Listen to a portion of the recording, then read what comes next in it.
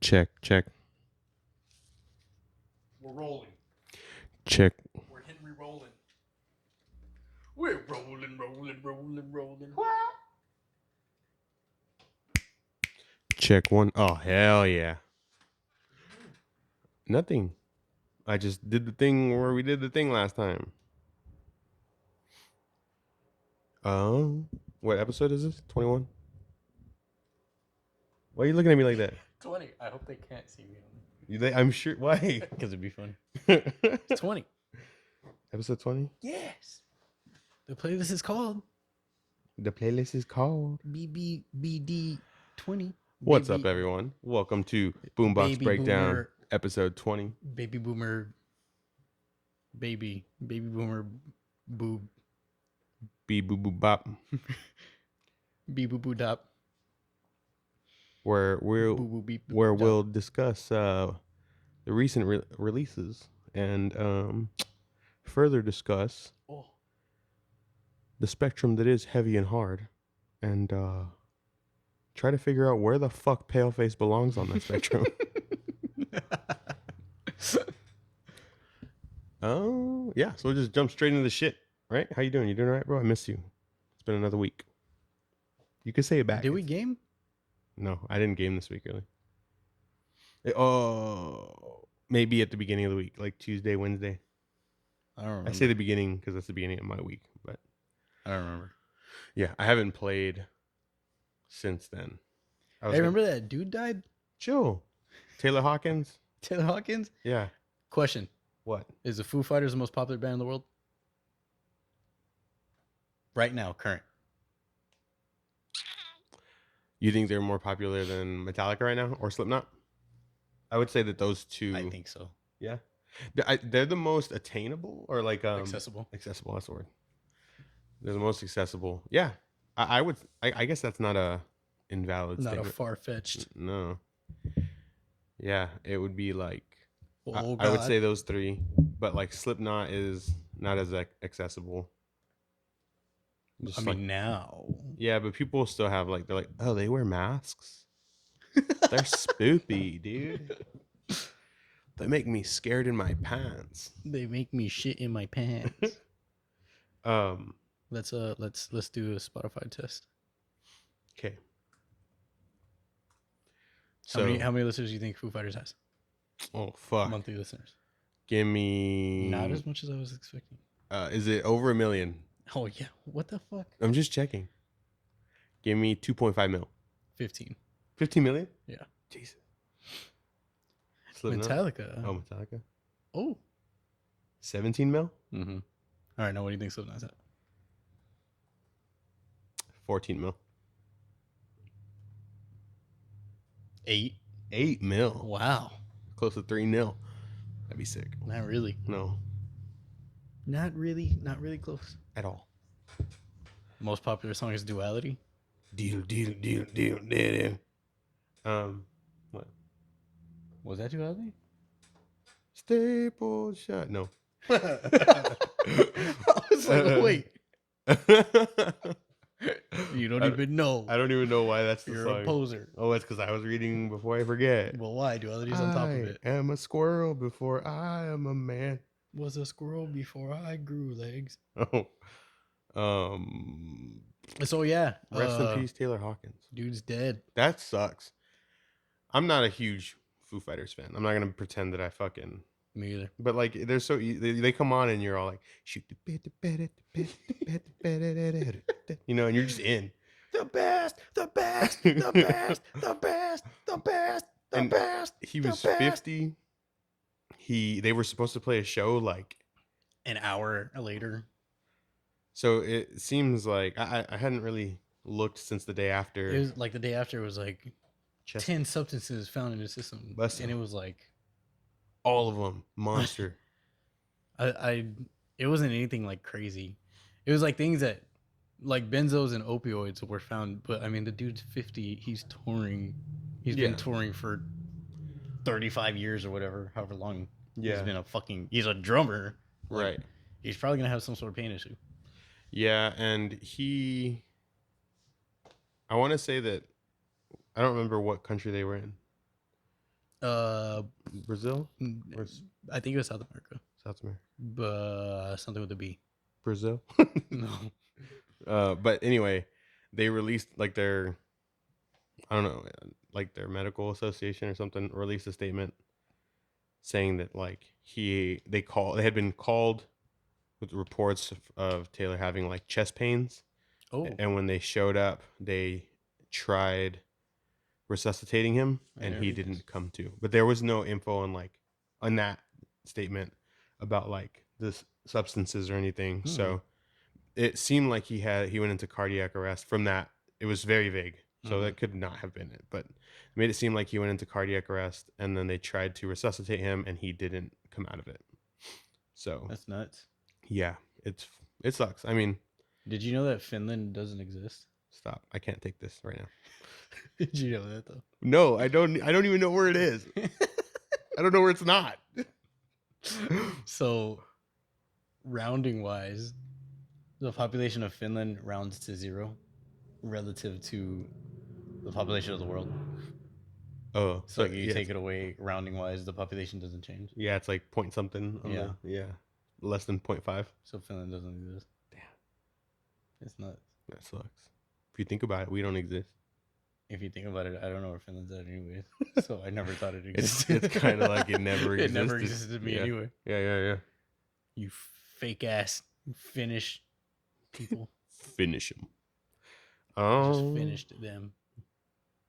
Another breaking news. Breaking news. What? Will Smith is a bitch, bro. Dude, he slapped the fuck out of Chris Rock. He slapped him, but Chris Rock ate that slap. Yeah. One, he's a bitch. You're saying he's a bitch because he did that? No. Oh. Tell me. Why do you think I'm saying this? I don't know. What would make him a bitch in this context? Is it because Jada looked at him laughing and he got mad? Oh. Is it because he laughed at the joke first and then saw Jada got mad and then he got mad? Yeah. Is it because Jada like pretends that she's gonna like own that she has alopecia and then gets mad whenever somebody says something about it? No, bro. It's because he walked up to Chris Rock looking down and then fucking sucker slaps him. Yeah. Like, dude, you're already in front of everybody. You dented the mic, we? No, that was already there. Just telegraph that shit. Yeah.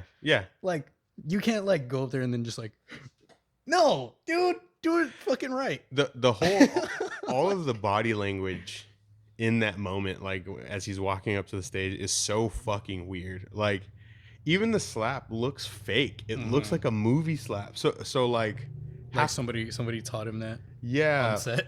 Yeah, like it was like a bad boy slap. Yeah, it was really weird. And that's what made me think it was staged at first, because it's so like and he's like fucking walks back to his and we grew up with Will Smith, right? Like, yeah, we were watching. He's a awful guy, even though he's a part of a cult that like murders people and silences with lawyers and is scary and probably killed the dude's wife. Hey, maybe we should keep it down. Fuck Scientologists. Yeah, that bro. shit's stupid as fuck. Fuck Tom Cruise. Oh yeah, fuck Tom Cruise. Have you seen that video? Have you seen that video of him like Hitler saluting fucking L. Ron Hubbard? No. He's all to LRH. Oh fuck. You haven't seen that? No, dude. LRH. That's what he does. L. Like Ron. everybody, cheers. I want to say crowds. They all did it. Everybody did a crowd. Everybody cheers. He's like says some speech. He's like, so how about we clean it up to LRH? Yeah, he's fucking weird too, man. Like, I feel like at the end of the night, he sits in a chair and they plug something in the back of his head, and he like starts recharging or something. It's super weird. Tom Cruise, I'm talking about. Oh, what do you think I was talking about? Big Willie style. LRH. Oh, I was like, he's dead. It's weird because it's like if George Lucas had written, all of Star Wars, and then all of a sudden was like, oh, by the way, this is how humans began, and this is how the Earth began, and then everybody was just like, oh, or not everybody, but a lot of people. So yeah, a particularly wealthy, mostly group of people were like, yeah, that's fucking feasible. Yeah. And you know what? These people saw me do something. I'm gonna kill them. I'm gonna have them killed. I'm gonna fucking make And I'm them gonna shut them up with my lawyer. make them do a fucking disappear. Have you seen that movie that LRH wrote? It's Which one? like something about space, battlefield.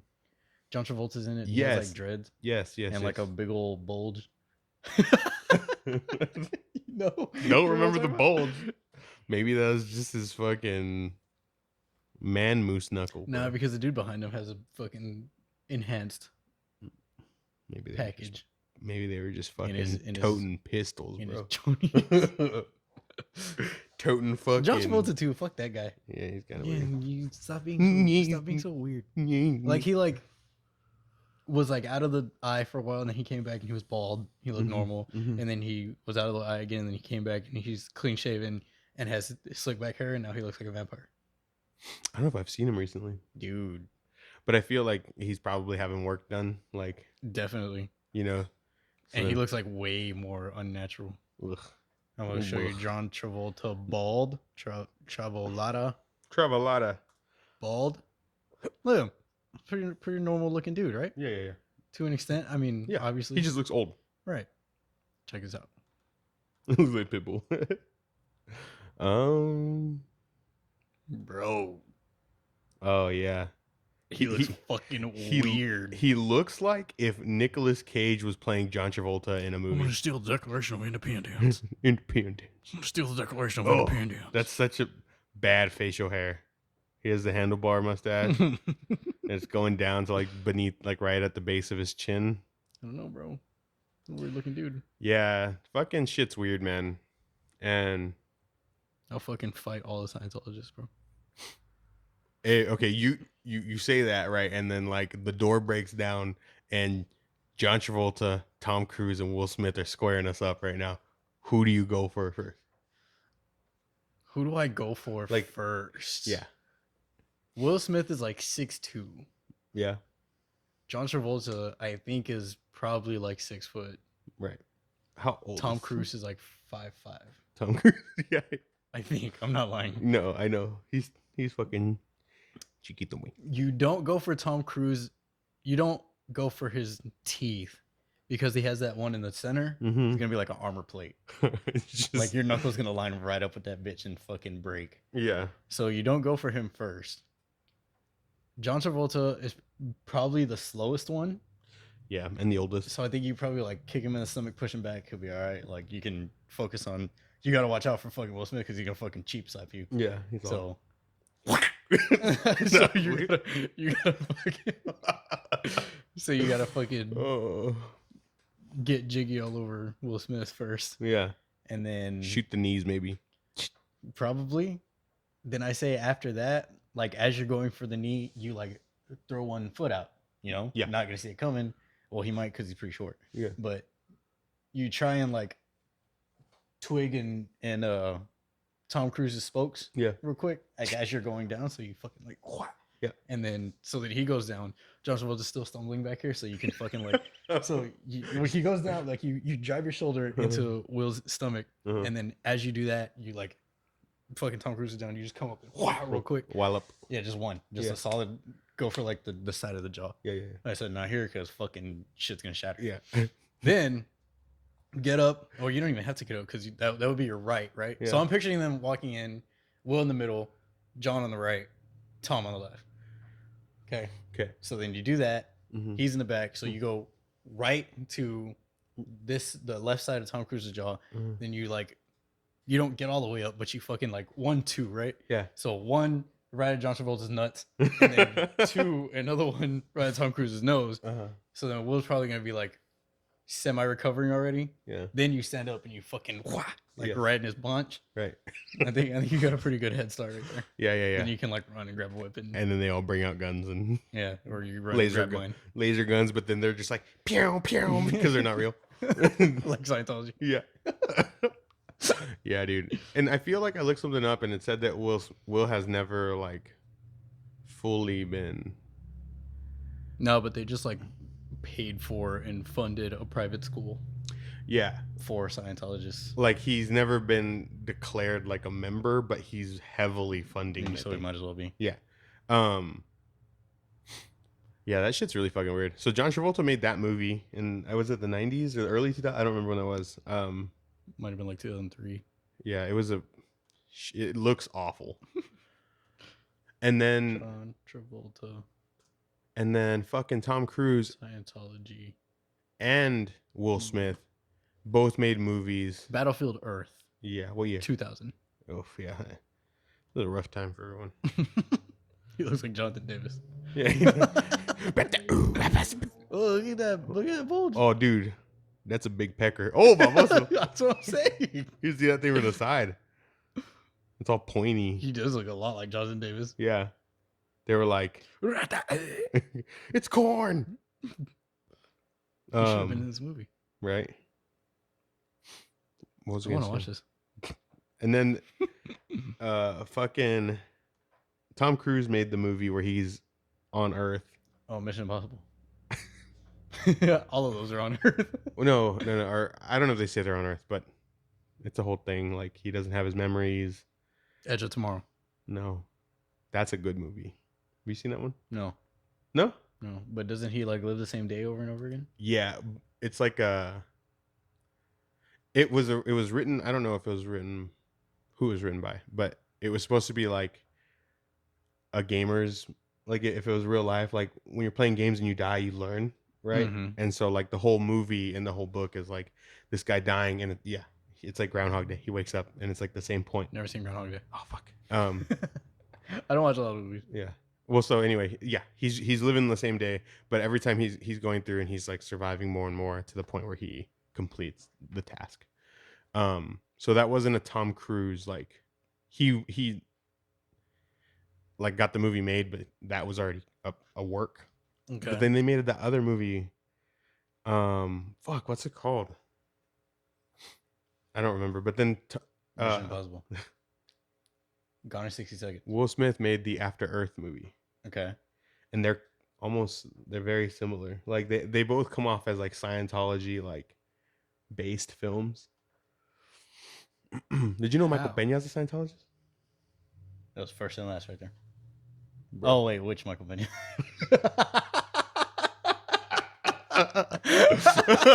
The actor, the one from Selena. I did it.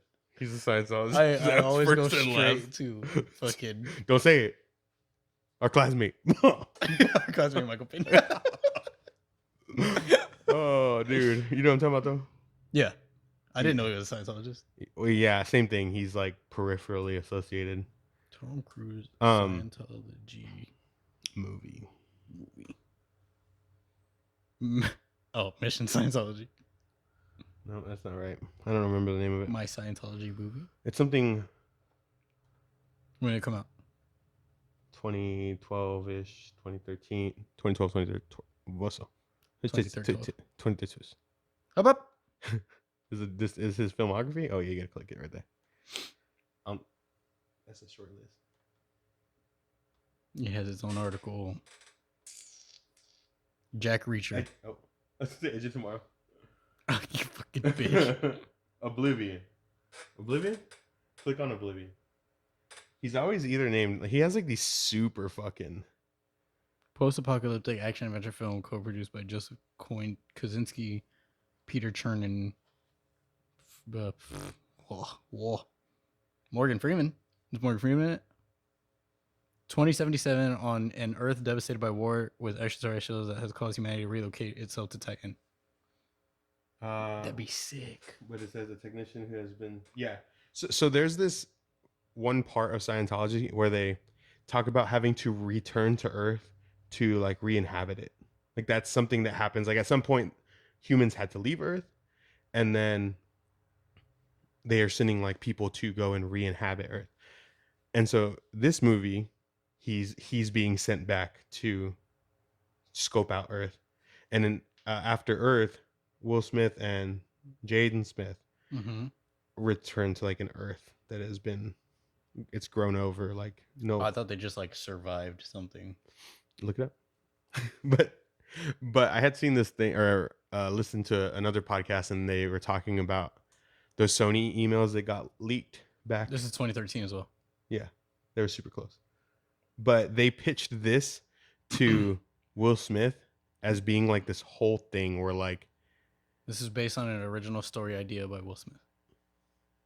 And does it say like the plot? Yeah, like the very beginning, like that one, the other one.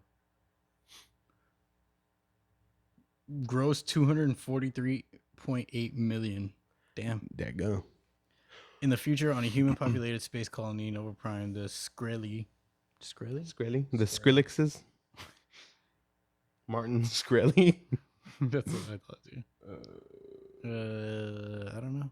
It doesn't look like a... So then I think the other thing was people were pissed about this movie because they marketed it as like a Will Smith movie with Jaden Smith, but he spends most of the time like incapacitated because his legs get broken at the beginning. And so like he's there, but like I think it follows Jaden like as he leaves the ship. It's like the Karate Kid. Yeah. And so anyway, they like tried to make this movie to where it was going to have sequels, it was going to have cartoons, it was going to do all of these things. It was supposed to have, they wanted to make a social media platform. Hold on, go down. How much did it cost to make? $130. So for some reason, I don't know if maybe it didn't have a great rating overall, but they ended up scrapping like all of that. It was nuts. These are not Scientology themes. They're not? So it says. Where? What does it say? The themes of the movie appear to be standard adventure fare, physical courage, coming of age, father-son relationship, battling danger to prove oneself, and earn a father's respect. I see. Not Scientology theme. That sounds like something a Scientologist would say. No, I'm just kidding. Maybe not. But they came out around the same time. Fuck. And then Michael Pena is in a movie, on a Netflix movie called Extinction. And he's playing a person that's on Earth and is being invaded by aliens. But it turns out that, I'm going to spoil this movie for fucking everyone right now. Turns out that he's a cyborg or like an android. Sick. And it's humans coming back to retake Earth because they made these people, these androids, and they took over. And so then they had to leave and go live on Mars. So do these humans look totally different? No. Well, the ones that are like reinvading. Yeah. They're wearing suits. Like they kind of look like aliens because they think that the planet is uninhabitable, so they're wearing like suits that I guess would protect them from like radiation and stuff, but it's not the case. But they don't look like humans in that suit.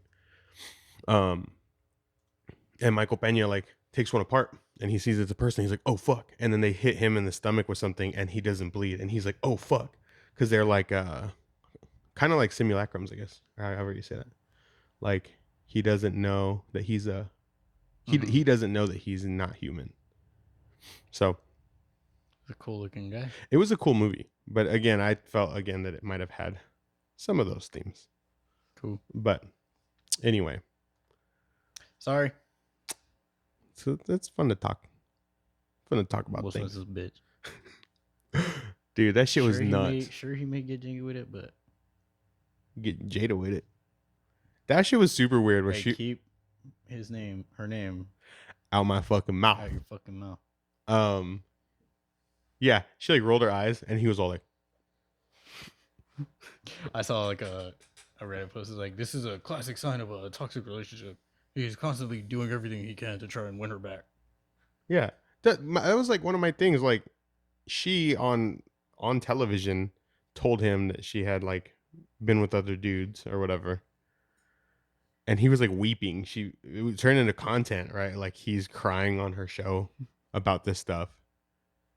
And then he like he passively fucking makes himself look like a dumbass by doing this shit. And it's like she already like she disrespected you, even if like whatever happened in the relationship. But the fact that she like aired it on television disrespected you more than Chris Rock disrespected her in that moment, like fucking 10,000 times more. And then you made yourself look like an ass. Like you became the one that is like looks like a fucking piece of shit now. And it's like some people are like, oh yeah, he's defending his woman. It's like, okay, that's great, but she already fucking shit on him on television. So he still just looks like a bitch, like you said, and it sucks. Like I fucking love Will Smith. Sure, he's probably had people murdered. Sure. Love you, Will Smith. Big Willie style.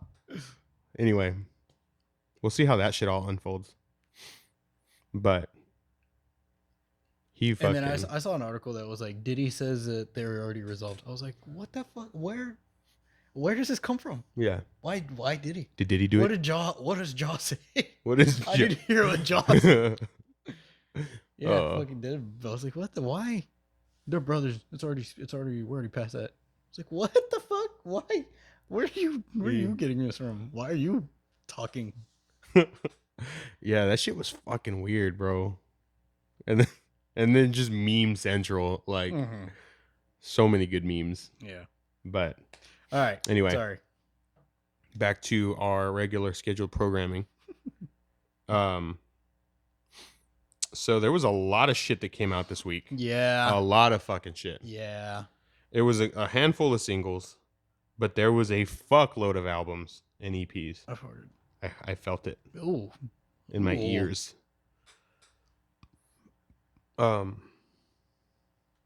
So I'm trying to think. We'll just start with this. We'll just start with the singles. Hey, bro, it's a little toasty in here. I know. You want to fucking... It's 72. It's 72? Yeah. Turn that bitch down to 70. Go do it, bitch.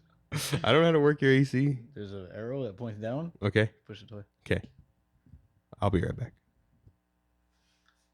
Oh, I almost died. Oh my god. Start us off. Hey, it's sticky in here. Ew. In my balls. All right. So the playlist originally came out to like a lot. Now I'm looking at it, it's like 8.5 hours, but I didn't get to everything. Or if I did, I don't remember it because I didn't have time to get to everything. So either the Damon because he sucks and he's ass. I'm ass. He's ass. I'm hot ass. Damon ass. Am I hot ass, bro? Okay. So first single on the playlist is Bodysnatcher. Woo. Wired for Destruction. Woo. Did you like it? Yes. A lot?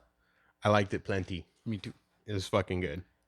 They're fucking good. Yeah, that shit was crazy. They're fucking hard. So like Bodysnatcher falls into that like beat down shit, heavy shit, just like Neanderthal shit. Right. It's fucking hard. Hard. So if you like heavy shit, you're gonna fucking like it. There's no way that you don't like it. Literally. I don't know what you could not like about this if you like heavy shit like that. Yeah. Like Bodysnatcher, what's the other one to be? Boundaries. Yes, Boundaries. That style beat down kind of shit. Hard. Shit's hard. Cool. Yeah. I mean the song's fucking it just fucks. Yeah. There's really nothing to say. Fucks you right in the scum. If you've already heard them before, even if you've just heard one song, it's like that. Yeah. They have that sound. It's like the Bruce Lee thing about 10,000. What is it? 10,000 hours. 10,000 fists in the air? No. Oh. I don't fear the man who practices 10,000 kicks one time, but I fear the man who practices one kick 10,000 times. That's hard as fuck. Yeah. So it's like refining your sound. They found a sound that they like and they are good at and they are making it better and progressing and it's hard. Yeah. And it's just going to get better. So this is straight up that same vein and it's good as fuck. I agree. Next up, Dayseeker. Song is called Neon Grave. It fucked me all up because there's a band I really like called Neon Graves. I didn't know that. Yeah. Oh god, I just hit you for your head. Chup chup. Chup chup. Liked the intro. Was feeling the fuck out of it. Verse kicked in, lost me. Yeah. Dayseeker is not a band that I've gravitated towards. Yeah. Kind of away from. Mm-hmm. I saw them at Warped. I've listened to I want to say 2 of their albums. Nothing really caught me. This intro comes in, I'm like, oh fuck. It's nice. And then it goes out, and I'm like, oh fuck, Oh fuck! come back, Where you going? come back and play some more. So yeah, lost me at the verse, and then never really got me back. What about you? Yeah, I liked the music, but it wasn't enough to like really set them apart in any way. And the intro is like definitely the best part. So I agree. Intro starts. I'm like, just vibing. Okay. All right. Next up, we got Dance Gavin Dance featuring Rob from Don Broco. Okay, I didn't know that's that was. Mm-hmm. Song's called Synergy. Song's called Synergy. This shit was really cool. This is Swan Core, bro. Swan Core? Yeah. What's that mean? The guitarist, his name is Will Swan. Oh. Dance Gavin Dance has been like the forefront of post-hardcore for the longest time. Right. Of this style of post-hardcore. And a lot of bands want to sound like them. Mm-hmm. So this whole style has adopted the name Swancore. Okay. I enjoyed it. I don't like his voice. I do not like, I think his name is Tillian. Mm-hmm. Tillian's voice. Okay. Did you like the music? I love the music. I love his guitar playing. It's so cool. The screams and all that were fine. Mm-hmm. I liked. I do not like his singing voice. I don't know what it's not. It's like, but it's not even. I was gonna say it's like too clean, but it's not even that clean. Yeah. Yeah, I don't know. I mean, just some things like some pitches, some. I guess like it has a certain grating tone that I'm not a fan of, and I have never been. Rob comes in. His part's cool. It's really short. Well, I mean, like his solo part is really short. Yeah. If he would have had a longer part, I probably would have liked it a lot more because he has a really cool voice. Mm-hmm. Other than that his voice just takes me out of all their music. I can't. Yeah. Just fully like invest. Yeah. And there was one little guitar lick in there. I can't remember where it's at, but it reminds me of like Paleface. Mm-hmm. But it was like Paleface light. Did you fart? No. Yeah, I fart.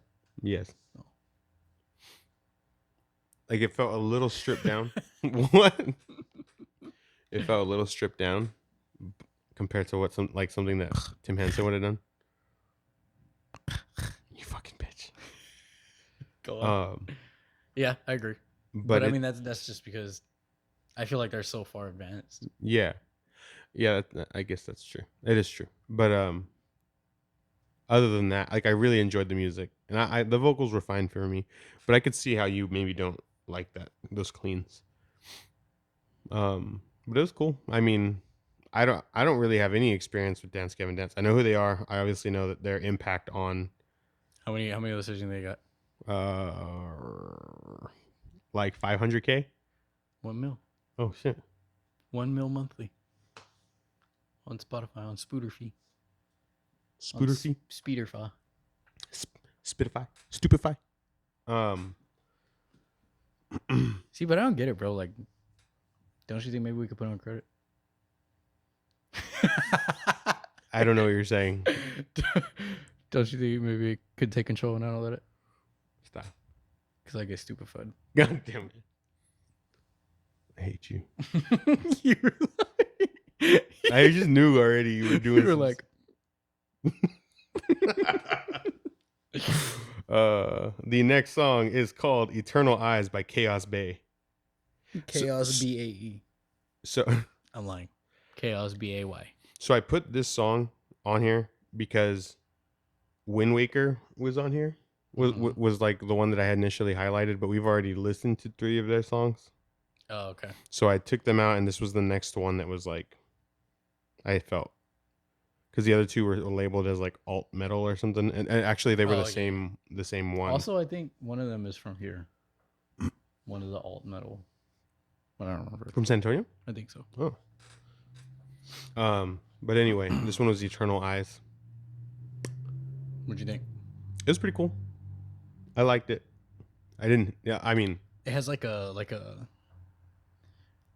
dance kind of like rhythm. Like yes, it does.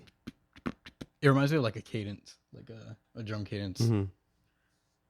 It's pretty cool. Yeah. I don't have any. I didn't love it. I didn't dislike it at all. Yeah, I agree. It doesn't stand out, but it also doesn't stand out in a bad way. Like they're not doing anything that's like ugh. Right. Ugh.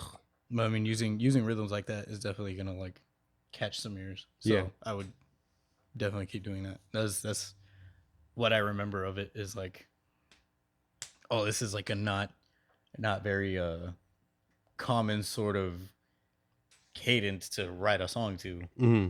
I want to say there's a song by like Gravemind, which I might be lying, but I think there's a song by Gravemind that kind of does that same thing. Oh, it's a Reveal by Gravemind. At the end, it goes into this breakdown. It's like it has a snare hit on 4. Mm. It's pretty hard. Interesting. It's pretty fucking cool. So that's what I thought of with this song. So yeah, like orthodox rhythms like that, Yeah. definitely will catch some ears and help establish a certain sound. Because this, I've never heard of them. What do they got? 42,000. Wow. Oh shit, is that it? Oh no, they had an album in 2015 and then an album in 2020. So after a hiatus, they have returned. Pretty sick. Keep going. Yeah, it was cool. Next song is Virus by Caliban featuring Virus. Featuring by Caliban featuring Marcus Bischoff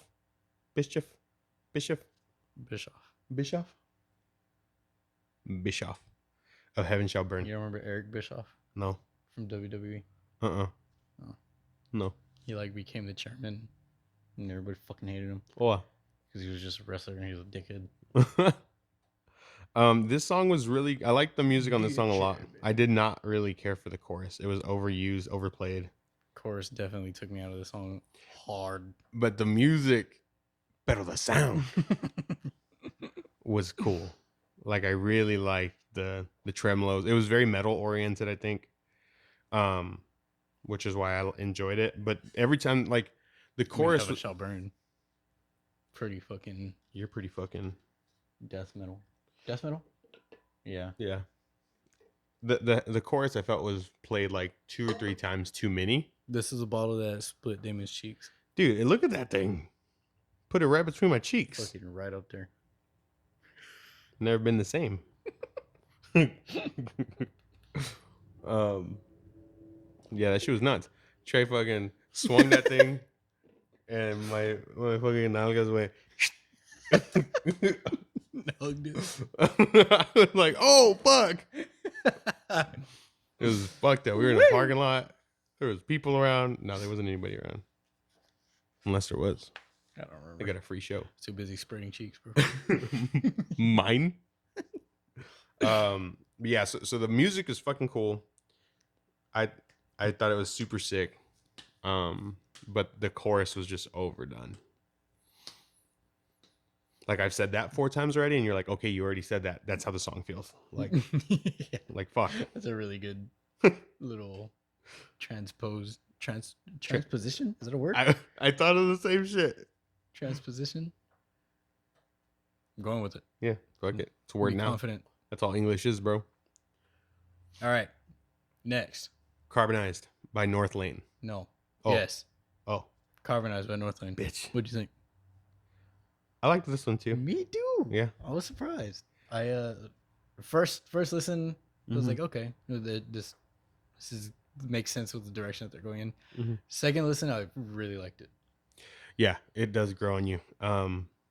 What was the last one that they released? It doesn't matter, but I think I liked because the first one that we listened to that they Clockwork. I think so. Was the first one that we listened to.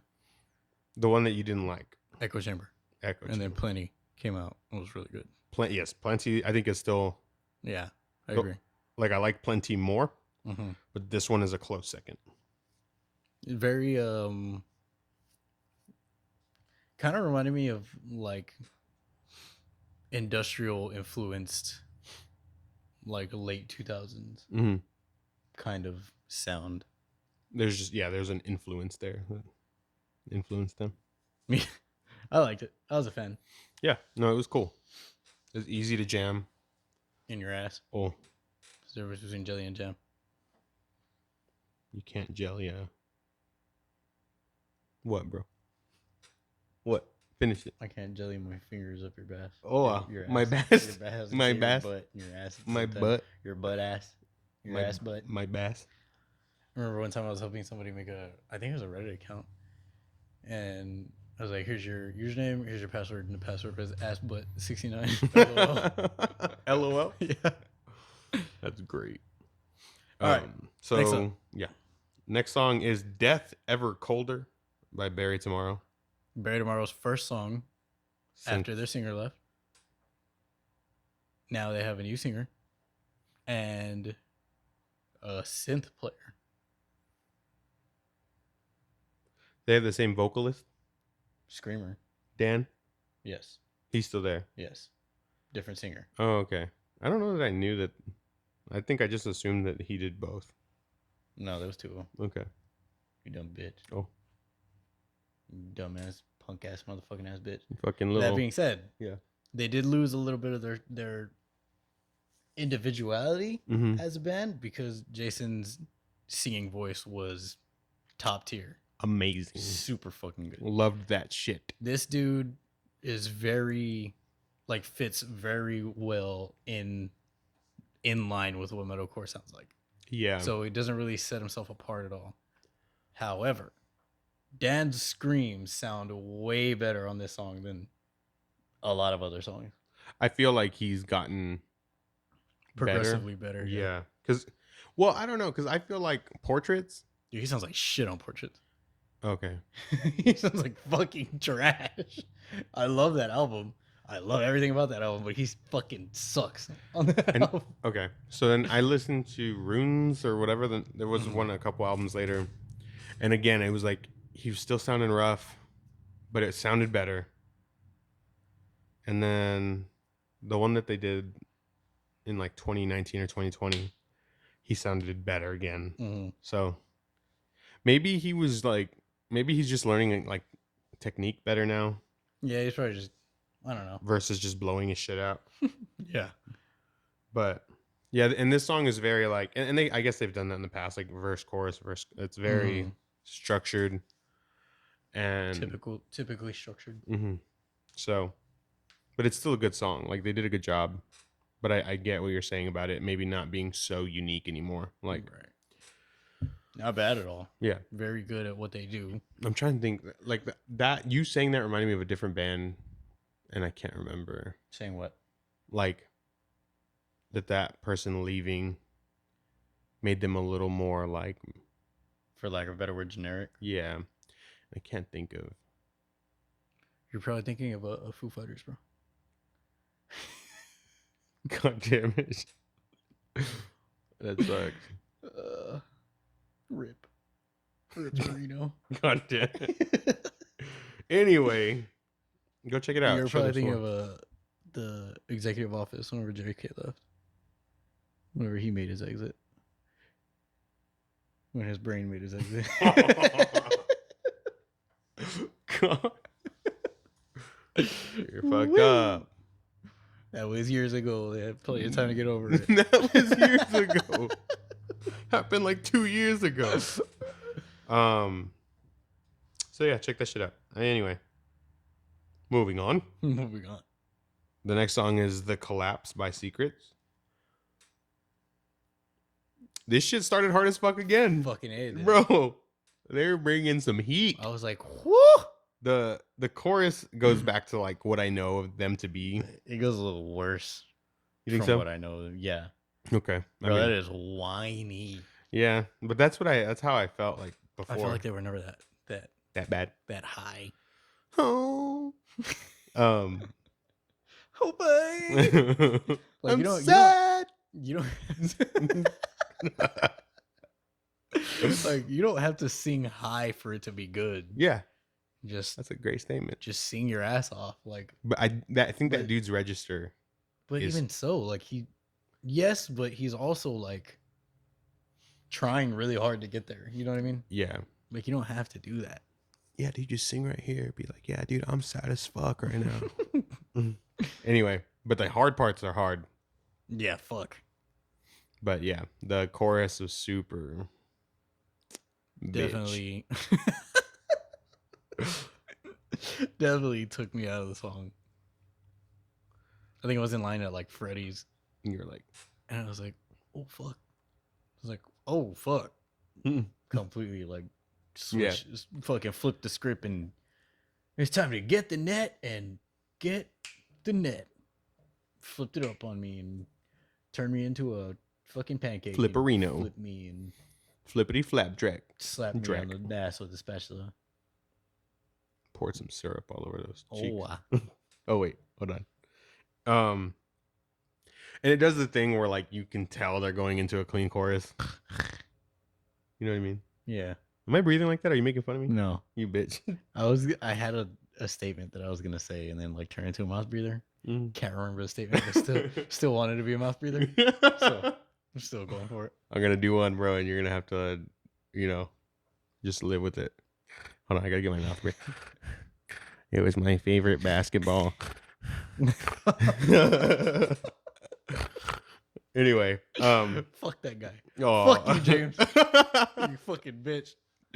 For context, I had a very rounded, very blunt pointed pencil. Unsharpened. Absolutely. It was in 7th grade. It was Miss Hastings. 8th grade. Because it was in Miss Hopkins. And I had Miss Hastings. You had Miss Hastings in 7th grade. We had Miss... No, it was 7th grade because I got in trouble in the odd years. Oh. It was 7th grade. Oh, but then 6th grade you had Hastings. What? It happened in Miss Hastings' class. No, because I was there. And I didn't have Miss Hastings. Bro, it happened in Miss Hastings' class. It happened in the class right next to hers. I never had Miss Hopkins. We had her for GT the next year. Don't even know who Miss Hopkins is. Honestly. Oh my God. Don't you remember I told Hector to shut his hole? And she was like, maybe you should take your own advice. You don't remember that? No. I told Hector was yelling. And I was like, shut your hole. And she was like, maybe you should take your own advice. And when we were all like, ooh. I could have sworn it was Miss Hastings. Anyway. It was 7th grade. And I could have sworn it was Miss Hastings. I had a very blunt, unsharpened pencil. And I was pretending, well, I mean, I was, but it wasn't. I was, but I wasn't stabbing James's basketball. And then I'd actually stabbed the ball and made a hole. And he fucking told on me and made me go to the principal, to Mr. Willis. And I'm in there and he brings James in there and he's like, and why did you stab his ball? I was like, well, I mean, I was joking. Like, I was like pretending like I was choking it and like, I was like, this isn't helping me. In my head, I'm thinking like, this isn't helping me at all. But I'm like stabbing it and like have it in a headlock, like it's like I'm murdering somebody. Yeah. And so I was like, I was mimicking this, and I was like, and it was a joke, and we were laughing, and then it wasn't. Yeah, and then he asked James, he's like, and is that okay with you? And then James goes, well, that was my favorite ball. I was like, you fucking, what are you motherfucker? So then I had lunch detention for 2 weeks. I couldn't go play Foursquare. Or basketball. Or fucking hoop. Go hoop. 2 weeks. The ball was old. Dude, it was fucking old. It was punctured by a blunt pencil. The grip was all fucking worn and shit. That shit was hilarious. Even, like, you know how like the grip wears and there's like the threads that you can see? You could see that shit on it. That's why that pencil went right Fuck the fuck you, in. James, you fucking liar. Fucking piece of shit. It was his favorite ball. Wave, use the fuck out of it. In 3rd grade, remember how we used to have concerts? Like we'd have to sing? Yes. We were doing the turkey one, the turkey in the straw. Turkey in the straw, turkey in the straw, turkey in the straw, turkey in the straw. Hi ho Dario. No, I don't know what you're talking about, but go on. I don't remember how it goes after that. I just remember that part because he says it like 8 times. So I bent down to pick up my turkey that we made out of the plates. And for some reason, James's head was right over where my head was. So I come back up and I fucking hit him I hit him in the mouth with the back of my head. It bust his lip. My sister had his mom's class, and she was like, she said that his mom had to leave the class. Like, called a substitute, told the class they had to leave because somebody punched her son. Oh my god. And that was me, but it was the back of my head. Fuck you, James, you fucking liar. You probably told her that. God damn it. I got punched in the face. Oh, whatever. See you again, I'll fuck you up. Oh. Okay. Yeah, Will Smith him. Yeah. I'm gonna fucking keep your basketball's name out my fucking hands. Okay. I'll talk to these motherfucking snakes. On this mother flipping plane. All right. Moving on. Next song is Life Sentence by Malevolence. This song is also hard as fuck. I do not like the cleans in this song. I didn't love them in the last song that we listened to. Me either. They were okay. He's like, seeing titties for the 1,000th time. Yeah. It was okay. It was okay. This one feels like he's doing it on purpose. Oh, dude. And it was like dissonant with the music. So like he's doing like a note that's like a half step up or down, and it's just like the Once, if you remember the Once Human album, like those melodies on top of the music, but the music's not. Yeah, I don't know. It like doesn't fit. It doesn't. It clashes hard as fuck. They didn't need to have the cleans in there at all. They could have just done straight, heavy, straight, and it would have been fucking hard. Dude, fuck. So oh dude. It does take me out of it. Fucking A. But everything before and after is really good. Dude, I don't know. I want to listen to Once Human again. Once Human was good. That's a good fucking album. It's fucking noise. Fuck, that's a good album. And yeah, so that was pretty rough. Yeah, other than that, everything else about the song is fucking cool. Yeah, it made me go back and listen to the last single. Yeah. The last Mimsy. The last Mimsy. Oh, fuck. What is that kid's name? Beats the fuck out of me. I can't remember. I've never seen The Last Mimsy either. No. Oh. Aren't you quoting South Park? No, it's Family Guy.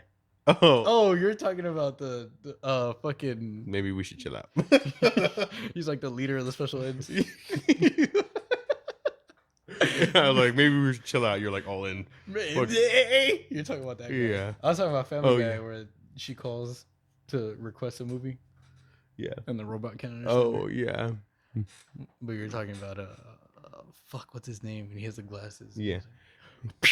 Minty. Yes, that's what I'm talking about. What was I gonna say? Mimsy. What were we talking about before that? Fuck. You fucked me all up.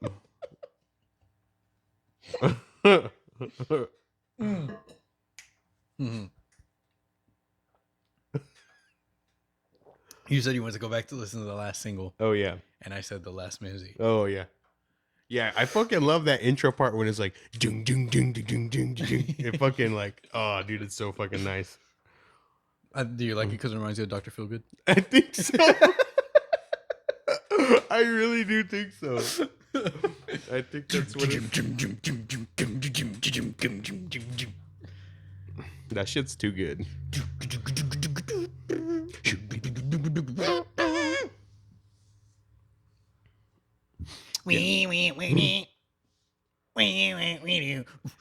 That it's so heavy, bro. It's so chunky for the time. Like, it's funny because I don't know. I told you that. I feel like I sent you the voice message. Metallica did a podcast for their anniversary of the Black Album, and they didn't want to work with Bob Rock because Bob Rock had done like all of like the popular bands, and they felt like if they did that, they were gonna be selling out. Yeah, and so then still the declaration of independence. And so then he was like, I want to do Dr. Feelgood, but like Metallica's version of that. And they were like, And that's what sold him. See what I'm saying, bro? I'm just like fucking punching air in my car. I don't know why that song gets me the way it does. Because it's not like that great. Yeah, Like, it's a good song. Yeah. But it's not like gonna fucking blow you away. Cool. Anyway. Moving on. Next song is Yenta. Yenta? By 1056. Period. Ow, bitch. That fucking hurt. I saw you jump. That shit, I wasn't expecting it to hurt the way it did. That was funny. What'd you think? I dug this song too. Yeah. It was pretty fucking heavy. Fits in with her sound yeah. very well. Yeah. I don't know. I think I liked it as much, if not a little more, than the last EP that they dropped. I think I probably listened to those songs more, but that because that whole fucking EP is great. Mm-hmm. But I don't think I'm leaving this song out. Like if I'm like, oh, I want to listen to Synthesis, I'm not gonna like. Oh, like I'm gonna queue up everything. Yeah. I'm not gonna queue up just the EP or just a single or just a song or two. Mm-hmm. It's gonna be all of them. Right. Like it fits in pretty well with what they do and what they have done. Yeah. And I hope they continue to do that because fucking shit. I agree. Fuck you. The last song is Enemy by Traitors. What? I don't know if I've listened to very much Traitors, but holy fuck, this shit's nuts. It's just good ass beating music. Yeah. That's pretty much what Traitors is. It just beats ass. Traitors, I feel like they line up with like Victims. Ever listen to Victims? I think I've listened to a couple songs, but I don't. Or that's kind of who I always compare them to. There's another band, and I don't know. It might be featuring one of them, where he's fucking like. It goes into like that like creepy like dissonant, like, and he's fucking like yelling his ass off. It's fucking hard. Yeah, and I think it's one of them. And if it's not, it might as well be, because that's kind of what they remind me of. Yeah, it's just fucking nuts. Where are shadows of a way used to be? It's fucking hard. Yeah, it's just heavy as fuck. There's nothing else to say. Good shit. You like Traitors, you're gonna like this song. Mm-hmm. You like Victims, you're probably gonna like this song. You like heavy music, you're gonna like this song. Fucking A. The last two songs. So that being said, what's your pick for the single this week? Do you have a pick? I think I picked Bodysnatcher. Same. That's where I was at. You copied me. No. That was my own thought. I said it first. Yeah, I let you talk first because I'm the host and you're the co-host. That's fucked up. I was being a good host. I think I picked Bodysnatcher. That's just fucking good. Yeah, it's super sick. And they probably don't need the attention, like they are pulling that shit in on their own, but they fucking, to me, owned the singles this week. 152,000? Damn. Good shit. Yeah, I'm seeing a lot of they're pushing a lot of shit to me on Instagram. I'm seeing a lot of like their merch, their pre-orders and stuff. So they're getting out there. They're doing a good job of marketing their shit. Good. This shit, like, it deserves the attention. But my playlist kept fucking up and adding, what was it? Rat in not Rat in the Cage. Rat in the Room? Yeah. Like, so like it would throw it like in the middle of an album or like in the middle of the singles. Every time it came on, I fucking listened to that bit. That's such a good song. Like, anyway, fuck it, let's go again. Yeah. Let's take a quick pause and just peek and make sure we're still going, because we've been talking for a long time. That's a good idea. So now a word from our sponsors. Have you ever just shit your pants? Oh, I got a poop story. Oh, yeah. Are we still going? Yeah. You want to tell your story now? You want to wait? I'll tell you now. I'll tell it right now. So I pooped last night, right? Like I was separating my your cheeks. I was separating my laundry, my clothes, and I was like, oh, yeah. And I was like, oh, you know, it's not there yet. Mm-hmm. It's like in my stomach, like the bottom of my stomach, so it's not like imminent. It's not fucking Danger, Will Robinson. knocking on heaven's door. So I was like, all right, I'm good.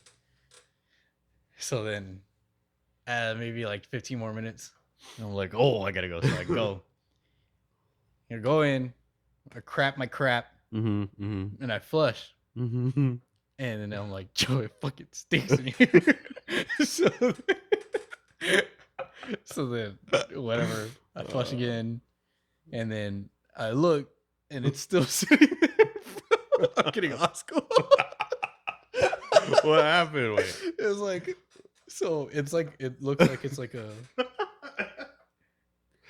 It looks like this. The poop? Yeah. Okay. And it's like lodged in the thing, so it hasn't gone down yet. So it's like breached, so it's like halfway up the back of the bowl. Oh my god. I had to flush it 4 times. Like, and I was like, oh, dude, I hope it like breaks on this one. And I flushed nothing.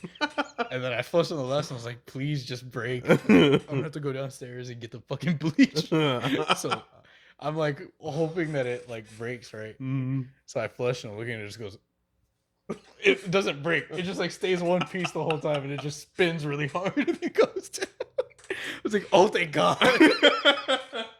Bro, I was been devastated. Oh man, the integrity of your poops is impressive, bro. First one in a long time.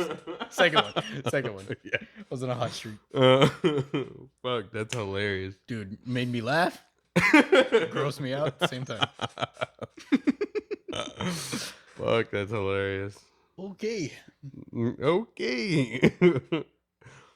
We start the albums with Fear and Dagger, the album by Paleface. One of the most unsettling intros I've ever heard, in my opinion. Bro, I did not listen to it more than once. I've listened to it twice. Both times during the day. Yeah. I was driving in my car at 8 a.m. when this came on the first time. And I was like, fuck, if I was listening to this at any other time, I would feel ugly right now. It's like, that's the best way I can. It's not scary. Yeah. It's not like creepy or anything, but it's fucking gotcha. I don't want to listen to it. Like it came on again. Like I went through the whole playlist again. I finished the singles. You're all. It starts. I was like, yo, fuck no. Oh, sorry. I was like, yo, fuck no. I'm not down. Yeah. It's just, it just makes me feel like ugly. Yeah. Like, dude. Like, yeah. No, that's exactly what it does. Makes you feel fucking ugly. Intro is called 666. And I don't know if it's one of them that does. I think it's the vocalist. Because it goes kind of straight into his voice, right? Like to his vocals. But so if it's him, fucking amazing voice acting job. Jesus Christ. Like, I don't know what he tapped into to do that shit, but fuck. So I listened to it in the morning, and then I was hanging out with Marcus in the evening, and when he came in, I played one of the other tracks to talk about in a little bit, but I was like, Marcus has like really those Sony over-ear sound canceling, all that shit. I was like, the W or XM W, the $400 ones. And I was like, yo, this album has a fucked up ass intro. I said, well, listen to it, but I don't think you should listen to it in those headphones. And so we played it. I played it for him, and he was like, that's fucked up. And I was like, yeah. I said, I'm only okay listening to it right now because you're here with me.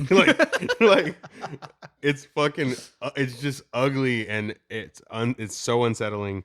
But then he texted me at noon today, and he was like, 666 sounds fucked up in these headphones. I was like, I told you not to do that. Like, why the fuck? You fucking idiot. Dude, he did such a good job of selling that. Yeah. Like, motherfucker. Definitely worth one listen.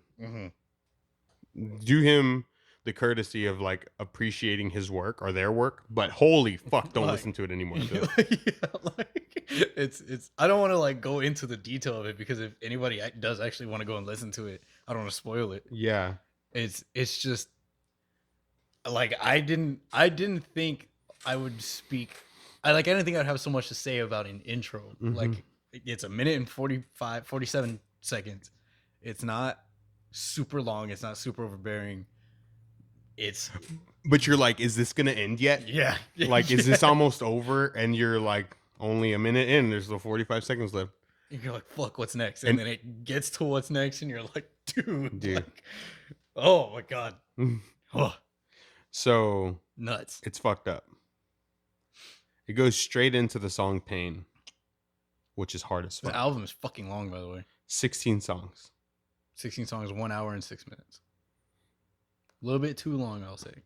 Yeah, I agree, especially because the sound doesn't vary. Yeah, there's a couple parts here and there. Like yes. If I'm them, I break this up into EPs, honestly. Maybe 3, maybe do a 6. Maybe a 6 and 2 5s. You can do, yeah. Like literally, because these, I feel like these don't really. Or they could have done a double album where Honestly, it's yeah. Fear and Dagger. Yeah. Like. Or maybe it is, honestly. Yeah, because it's 2 8s. Yeah. But go what were you say? But if I'm them, I would have done it that way. Like. Broken it up. Yeah. I would have done 2, 3. Maybe, honestly, they could have even done 4 songs per. Mm-hmm. Break it over to EPs like that, promote that EP, make a line of merch for that. Like, that's a lot of traffic. That's a lot of like keeping them in the new. That's a lot of probably sales. Like, maybe they decide to tour 1 or 2 of them. Like, I would have done it that way. That being said, I say that because I feel like this doesn't really flow like album wise. I feel this is a lot more like you can just pick any one of these songs and just fucking bang. Yeah. And then if you want to listen to another one, go for it. If you want to listen to something else, go for it. Yes, I agree with that. Like, you don't really need the song before or the song after to go into whatever. The only one that does lead straight in is Pain. Like 666 ends, you know, how Pain starts. And those 2 together is like 3.5 minutes. Yeah. So I really fucking dug this shit start to finish, but it is very long. And like you said, it doesn't need, like, you don't need to listen to it all in one go. Yeah, you can definitely like come back to this one or whatever. Like, you only have 30 minutes to listen to music. You can listen to 30 minutes of this, and then like you're not going to be missing anything if you wait 8 hours in between and come back and listen to the rest. Yeah. The fucking flow feature from Landmarks, hard as fuck. Yeah. I like that a lot. A fucking lot. Dead Man's Diary is the song. Dude. Was that your favorite track, you think? Yes. That and Suppressing Times. What? No. No. I actually think it was No Room Left in Hell. It might have been either that one or just straight up. Oh shit! I didn't even realize that. Yeah. Chaos Theory. Chaos Theory has a Traitors feature. Cool. Yeah. So Nail to the Tooth is hard as fuck too, bro. So 666 comes in, you're like, oh fuck. Pain comes in, you're like, oh fuck. And then for me, Suppressing Times comes on, and I was like, oh fuck, because he does like a rap verse in there. Yeah. And it's fucking good. Like, it goes. And I was stank facing for most of that song. Make a Deal with the Devil is good. That Touch is good. They all have the same general sound. Yeah, this is definitely carried by the vocalist. That's not to say that the music is bad. No. It's just like you're here to listen to what he can do. And he's very, as far like tonally, his scream is pretty consistent. Yeah. But he does like a fucking fast-paced rhythm. He's very good at like actually flowing. That follows in with him being able to rap, I feel. Yeah. So there is a little bit of a lull in My Grave / Lay With Me. And it starts off, it's just like spoken word. He's just kind of like, he's essentially rapping a verse. And then it just like starts to grow and then gets way more than what it started as. And then he sings, and like at first it's kind of like, you're kind of like, are you like fucking around or not? Yes. But I think if he like stuck with that sound and like the dude can sing. Mm-hmm. He's not bad. He's not a bad singer at all. It's just so whenever he comes in very, what would you call it? It felt like off key at first, right? Like a little dissonant, or no? Yeah, kind of. But I feel like that's just like a trait of the style of singing that he's doing. Like there's a band that it reminded me of, but I can't. Kind of like "Pardon Me" by Incubus. Okay. That chorus where it's like, "Pardon me while I burst." I feel like that's what he sounded like at first. Mm-hmm. He's like, now I can't remember the words. Mm-mm. But I know what you're saying. Okay, so he comes in and it's very like a 2000 sound Mm-hmm. as far as like singing goes. Mm-hmm. But then he just like kind of keeps going with it, and you're like, okay, fuck, like this is good. Like I like this. Yeah. Versus whenever it first comes in, it's such like a fucking right hook out of nowhere. Like Yeah. like yes, it's the softer song, quote unquote. It starts softer, and he like does grow into like he starts fucking rapping and screaming his ass off in the middle of it, and then it just cuts like hard cuts to the singing, and it because of that it just completely caught me off guard. But then you stick with it for a little bit, like 10 seconds, and you're like, okay, cool, like he can sing his fucking ass off. Yeah, and so part of me feels like While you burst into the flames.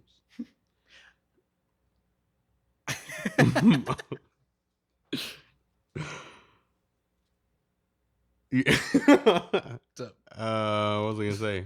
Part of you. While I burst. Like this, like you said, you don't need to listen to this in one go for it to make sense. But they all, with the exception to that one song, they have a very similar sound. And so I feel like maybe they were like, we have to just put all this out there, because they could do shit where they lean kind of into that "Lay With Me," where he's singing more, and maybe wanted to keep this as, for the most part, one thought, and then gives them the ability to like write different stuff. But I don't know. I mean, otherwise it's just fucking hard, and it's 16 songs of just like, with the exception to the one, just fucking pedal all the way down. Like just fucking intensity. Yeah. So for me, it was like the first song that fucking got me was "Suppressing Times," then "Nailed to the Tooth," "Dead Man's Diary," and "Chaos Theory." The Orphan still hits. Like, one thing, when we listened to The Orphan, you didn't like the way he was breathing. You said he got a little tired of it. Yeah. And he did it the whole fucking album. Yeah. And I understand doing that. Like, he goes like, like when cold water hits your back. Oh. Like you drop something, like you have like a vase on the table and it's falling. You're like, mijo. Anyway, that like that kind of inhale, it hurts.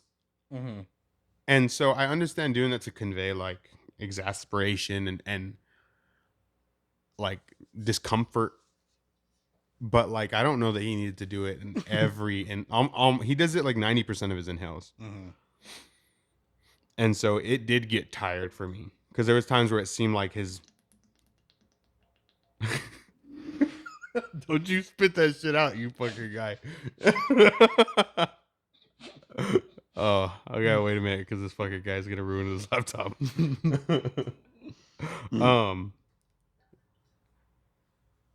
You made me forget what I was saying. I don't know. 90% of his inhales, it gets hard for you. Yeah, because it's like, you just don't need to do that every time. Like you've shown with like the rampant laughing and the sharpness and like the way you start and stop your vocals, all of that, you're showing those things still. So I don't think you need to go every time. Oh, it was like cutting the phrases up. Yeah. Like it would like stick out after a while for me. So that would probably be my only knock. Well, first knock is it's 16 fucking songs. Like, as much as as much as if this had ended with 12, I probably would have been like, damn, just like one more track would have been sick. 16's like plenty. So I guess I'm not gonna complain too much because I think whenever I got to like probably God Looks the Other Way. Mm-hmm. Oh, that song's hard as fuck too. Yeah, probably God Looks the Other Way. If not Chaos Theory, the times I listened to it, both times I check, or like 3 or 4 times I check, like how much is left.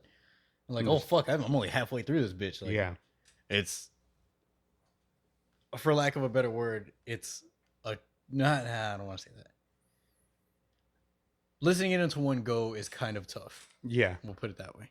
It's like fucking. I'm trying to think. It's like you like fucking chicken Alfredo, right? That's your favorite dish, and then you sit down and you have a bowl that's 3 servings, and you fucking are halfway through that, and you're already full. Maybe you're not full. You're like almost full, and you're like, yo, how much do I got left? I'm like, oh shit, I still got half of this fucking shit to go. Yeah. I was trying to think of like shows when you're watching a show, and it's like there's some shows that you don't really binge watch because they can be heavy or they're intense, whatever it is. I don't know. I don't really watch shows, bro. Yeah. So anyway, what was I gonna say? But I loved this album. Like, I love the sound that they have captured on this album. It's very, to me, it's like there's just this really strong influence of like Iowa, specifically from Slipknot. Like so much of the new metal. Orphan is fucking there. Yeah. And it's like, it's not even just Slipknot. It's like specifically Iowa. The darkness is there. And I love that shit, you know? So I don't want to bitch too much because ultimately I really loved this album. It's just long, and the breathing thing kind of got to me. But yeah, I forgot about God Looks the Other Way, bro. That shit was hard because the other songs, like, yeah, like this album is just straight bangers pretty much the whole way through. And that's the thing, you could queue up 2 or 3 of these. You could go fucking Dead Man's Diary, Nailed to the Tooth, and fucking God Looks the Other Way, and just fucking rage for like 6.5 minutes. That would be 6, 10, almost 14 minutes. 14 minutes? Fuck. Yeah, because God Looks the Other Way is 6 minutes. Oh. It's another 6 minutes. Fuck. So yeah. But anyway, go check it out because it's fucking heavy. Be prepared. This is like our disclaimer for 666. Dude. It's fucking rough. I wouldn't listen to that, or, you know, you don't put that shit on a party. Like, that's going to kill your fucking party. Or like, if you're listening to this with the bros, just skip 666. But it's fucking hard as fuck. Artistically, that's a hell of an intro. Yes, it's good. It's amazing artistically. It's like for me, like Uncut Gems or The Joker, they're so fucking intense as movies.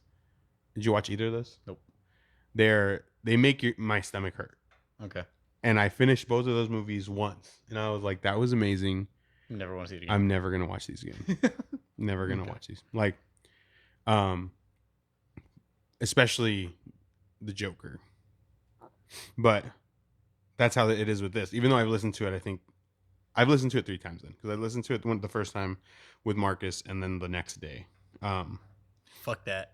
Yeah, and every time I'm just like, fuck, because every time it's like I realize how much darker it is. Like, it's just like it gets more and more fucked up as I've listened to it. So I probably won't listen to it anymore. But it's like was it in fucking Reddit, they had like the 1 sentence horror stories or whatever. Yeah. It's like that. Like, it feels like a horror movie. Like the intro to a horror movie in audio format, and then it just ends. Anyway, go check them out. It'll fucking fuck your ass up. Fuck. We were gonna do Crown Magnetar, but Trey said to scratch it off the list. Fuck you, bitch. The next EP is Alone in Death by Crown Magnetar. Woo! And going from Paleface into Crown Magnetar, it was like going from like drowning to burning. Like, You know, like, So good. like it's fucking nuts. Oh, that's a funny way to put it. It's Because I was thinking like Paleface would be like a heavyweight fight. Oh, he also does that like boxing intro thing. yes, That was really fucking cool. Yeah, that was I like that a lot. But that then I was like, yo, these dudes are small. But it was like some of the stuff that they were saying in the songs is Yeah. like live shit, like let's keep the shit going or whatever. Yeah. But yeah, the boxing He intro. he does like a whole. Is it Bite the Curb? I don't remember which one it is. I don't remember either. Bite the Curb is fucking nuts. That's such a fucking fucked up name for a song. So in the Paleface album, somewhere like near the end, Mm-hmm. on at least the second half, he kind of there's like a little bit of a music break, and he's like, all the way from the other side of the Swiss Alps, Paleface, or what, with a combined weight of 675 pounds. Like, it's pretty fucking cool. Yeah. It's just something that like I could already see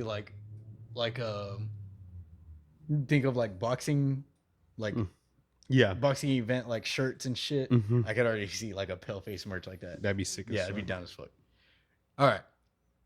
So, you were saying like going from that to this. I was thinking like you were gonna go from like a heavyweight fight to like a football game or something. Yeah. But you from drowning to burning. Because they're just both so intense. Yeah.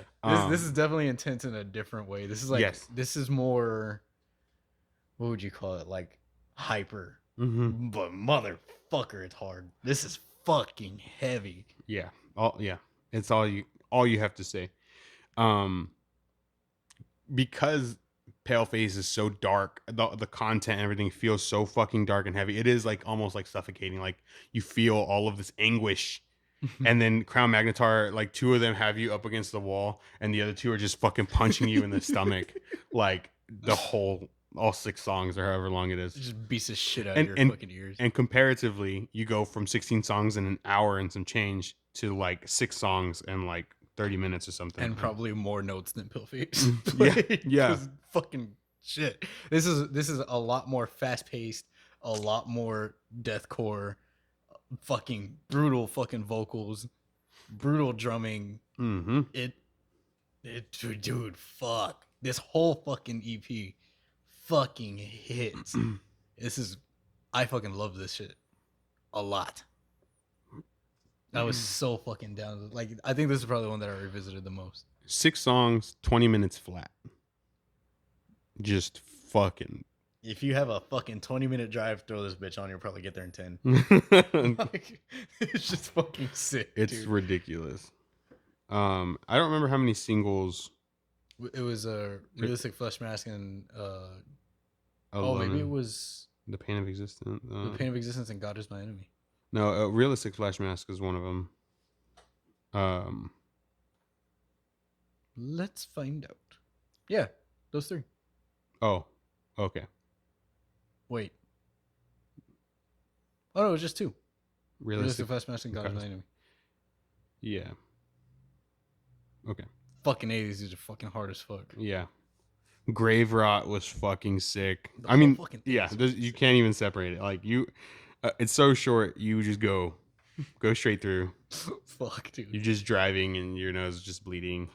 You have a black eye. That fucking squeal and Realistic Flesh Mask Dude. towards the end is fucking hard. It's ridiculous.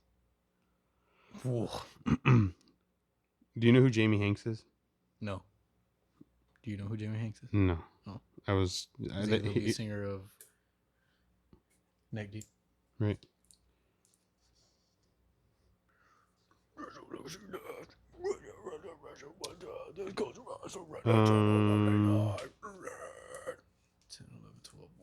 Cool. I'm trying to see. He has as a single artist. Single. Ooh, But this is fucking good. ooh. He was featured on Within Destruction. Sponsored by Redcon Total War. Ready to drink pre-workout. Orange Crush flavor. Motherfucker, this is good as fuck. Where'd you buy that? Vitamin Shop. Cool. So I don't know who that fool is, Jamie Hanks, but Jamie Hanks. there was a feature of Jamie Hanks and then Nick Arthur, I feature Nick Carter. I don't know who either of them are. featuring Nick Carter. Oh, no. Uh, You know his little brother beat Shaq. Aaron Carter. And what? I don't remember Beat this. Shaq in basketball. 101. I don't remember. No? Mm-mm. Say boom. Shake, Took shake him to your the butt. rack like slam. Oh. Dun, dun, Everybody yelled. damn. I'm gonna say. Damn. Then what happened with Jam? Something down to the mat, and that's how I beat Shaq. Oh. I don't remember this song. Really? I know him, but I don't remember him. You know, he was like trying to be a boxer, Really? and he has like a bunch of face tats That's and like weird. AKs. And like AKs. First rule of becoming a boxer. Gotta have an AK. Okay. So anything else you want to say about Crown Magnetar? Go fucking listen to it. Yeah, Please. that's it. Please. There's nothing else to say. This is them. Imagine this. Them, Dead Vectors, Shadow of Intent, Brand of Sacrifice. Let's go. Bro, that's a tour. Cold That is Harbor? Oh, Can we get a Cold Harbor Fuck opener? yeah, we can, dude. Motherfucker, that's a tour as fuck. That's like Summer Slaughter tour, you know? Dude. Let's get your shit kicked in. Yeah, wear a mouthpiece to that show. Maybe a helmet. Yo, that would be perfect because all of them would gain other fans. Mm-hmm. Everyone would just be bros and just beating the fuck out of each other. That'd be such a badass show. Yeah. Yeah, it's fucking nuts. How many listeners do they have? I just looked and I don't remember. It was like 42,000? That's good. 28,000. Yeah. Fuck. You deserve way more. Yeah, they do. This is fucking amazing. From From drowning to burning. dude, fucking A. All right. So Crown Oh, Magnetar. that was weird. Yeah. Did you hear that Yeah. on your other side? No. I hear it all over. No, but like it's not weird that it's coming from that side. Like you hear it in this Oh, ear too. do it again. I guess it is a little weird. I didn't think about that. I'm just throwing up. It's Yeah, weird it's pretty because I see it so far away, but I hear it right here. weird. Yeah. Sorry. I'm over here, bro. Look. What's up, bro?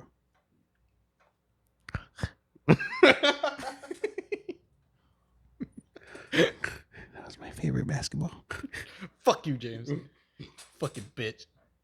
All right. So the next EP is Extended Pain. by Throne.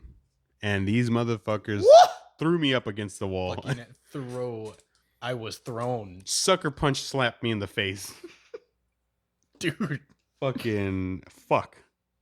There's nothing. There's really, again, so talking about, you know, in the intro, I made the joke about the spectrum of hard and heavy. To me, Paleface falls very close to the middle just because they bring so much of both energies. Crown Magnetar is just fucking heavy as fuck. Throne is more on the hard end of that, I guess. Yeah, I can see that. But it's hard. They're hard as fuck. So, Yeah. like, neither end is bad, and the middle isn't bad. It's just a good spectrum. Yeah, Like, it's all good. yeah. So this kind of has like a little bit of a dealer feel, Mhm. a little bit of a 10-5-6 feel, extortionist feel, and I fucking love all three of those bands. Mhm. Like, Yeah. like those are all great fucking bands. /were. Mhm. And this is a great fucking sound, and they keep this shit up. This is fucking intensity Mm. for how long? 11 minutes. Jesus. Yeah. 11. So fast. First two songs are 2 minutes flat. They have, let's see, songs are 2 minutes, 2 minutes, 2 minutes 39 seconds, a minute and 47 seconds, and then 2 minutes and 35 seconds. Motherfucker. It's all All about of them are super fucking good. just knowing what you do well. They came in, 1,000, what? One kick, 10,000 times. yeah, Fuck. fucked shit up. They were like, that's good. We've been thrown. We've been thrown, and you're about to be fucking thrown.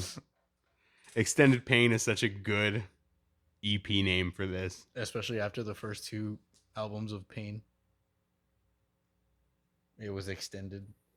God damn it. The pain was extended. It was extended It's pain. it's extended. Fuck. Yeah, dude. In the gym, I just kept on going fucking Crown Magnetar straight into Throne. Yeah. I was like, fuck yeah, let's fucking go, bitch. Fuck you. Fuck everybody. I want that machine. Let me get that machine. Fuck that. I want these plates. Let me get those plates. You're all. Keep my plate's name. Keep my machine's name. What? Out your fucking mouth. I was gonna flick Flick your bean. Flick. my peen toe. Okay. 11 minutes. There's not a lot to say about it because it's 11 fucking minutes. Other than it's hard. They throw down. They sound like those 3 bands that I mentioned. And none of it is bad. None of it feels forced. None of it feels like they're copying anyone. It's a sound that has proven to be a good sound, proven to be a desirable sound, and I want more. So we listened to New Low, I think. Was that the only one? Yes. They had Fast Forward in December. Yeah. But I don't think we... No. But New Low... So they have 3 singles out that are on this EP. And then this EP... So, chup. Chup chup. And they have 34, almost 35,000 monthly listeners. You fucking bitch. And like that's with one EP. 11 minutes of music. That's promotion. That's fucking grinding, getting your name out.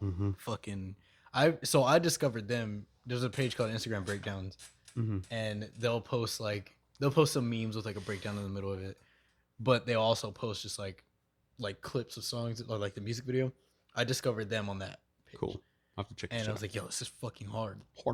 And I don't remember if I sent it to y'all. This was probably whenever they released their first song. And then I remember seeing them on the release list and I was like, oh shit. Like I remember them being fucking hard from that clip. Yeah. So this is like working on getting their name up. And it's been working if they have 35,000 already. Yeah. Fucking that's marketing. That's good shit. If they keep this shit up, they're not gonna stop. They're not gonna be down low for long. You know, Left to Suffer has only been a band for 3 years. That's crazy. Their first song was that one where he fucking turns around at the very beginning of the music video. Oh, I'm fed up. Fucking song's hard. They're just easy to follow. Like they're ridiculously heavy, and Homeboy has a hilarious TikTok. Yeah.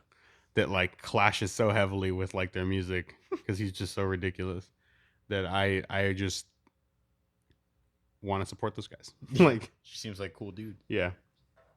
But I didn't get to see them when they were here. Right? They came with somebody.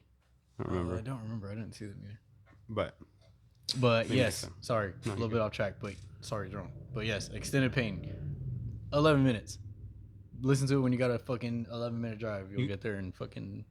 You got probably like 15 because you're gonna be thrashing. You got a 30-minute drive. Just go straight through. Crown Magnetar to Throne.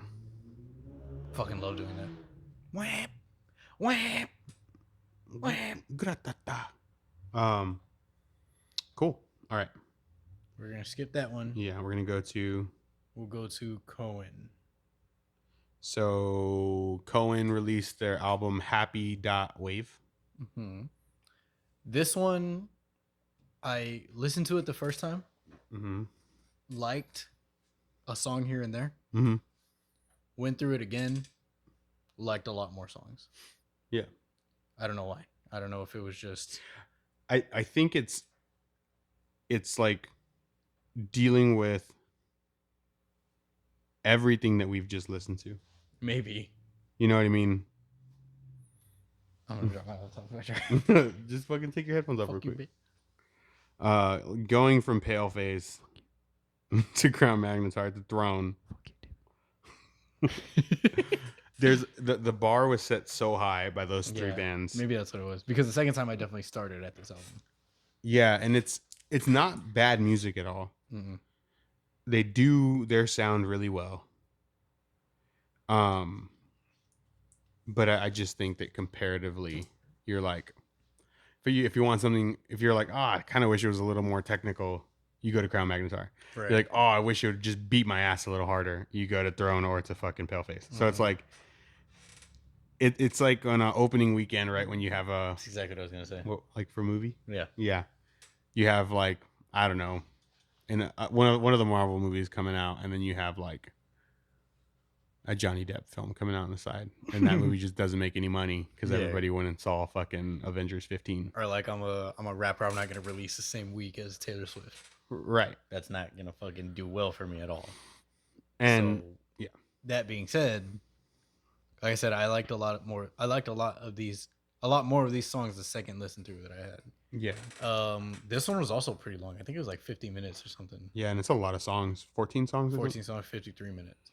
Yeah. So I think I was just like listen fatigued. Yeah. The first time. It was a fucking lot, bro. It was a fucking lot of shit to listen to. So it makes sense that you were like, and it's not fair to them because a lot of shit came out, a lot of good shit came out. And you gotta make it fit somehow. Chill. In your ass. Oh, like you do like stop. Don't you fuck 64 ounce. 64 ounce fucking Nintendo 64 ounce. Fucking double insulated hydro flask in your cheeks. God damn it. Yeah. So what songs did you end up liking more than before? Like probably fucking from Ache on. Okay. Dramatist I really liked. Mm-hmm. I remember Ache I listened to like 3 times. Lovesick came in pretty hard. I think they kind of overdid that little like creepy vibe with like the like and then like the little bass hit or it's like a like ominous. Yeah, I feel like they kind of like leaned into that a little bit too much. I get you. Or maybe I was just tired of hearing it already, and with the times that they did do it, it just stuck out to me more. It could be one or the other. That being said, like Damon was saying, it's not bad at all. I've listened to them before. I listened to their EP. I believe it was the last one because I want to say it was last year. Yeah. 2 years ago. So yeah, this fucking EP is hard. Suffer 2020, 6 songs, 22 minutes. So that's kind of what I was expecting. Yeah. This is a little bit different than that. They still have some like a hard sound. Still have some good songs in there.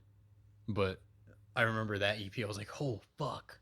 I remember I listened to it like a couple times. A handful of times. Because I liked it that much. What about you? No, yeah, it was I do need to go back to this one more because it did get kind of set aside a fucking hour, bro, because it's an hour long.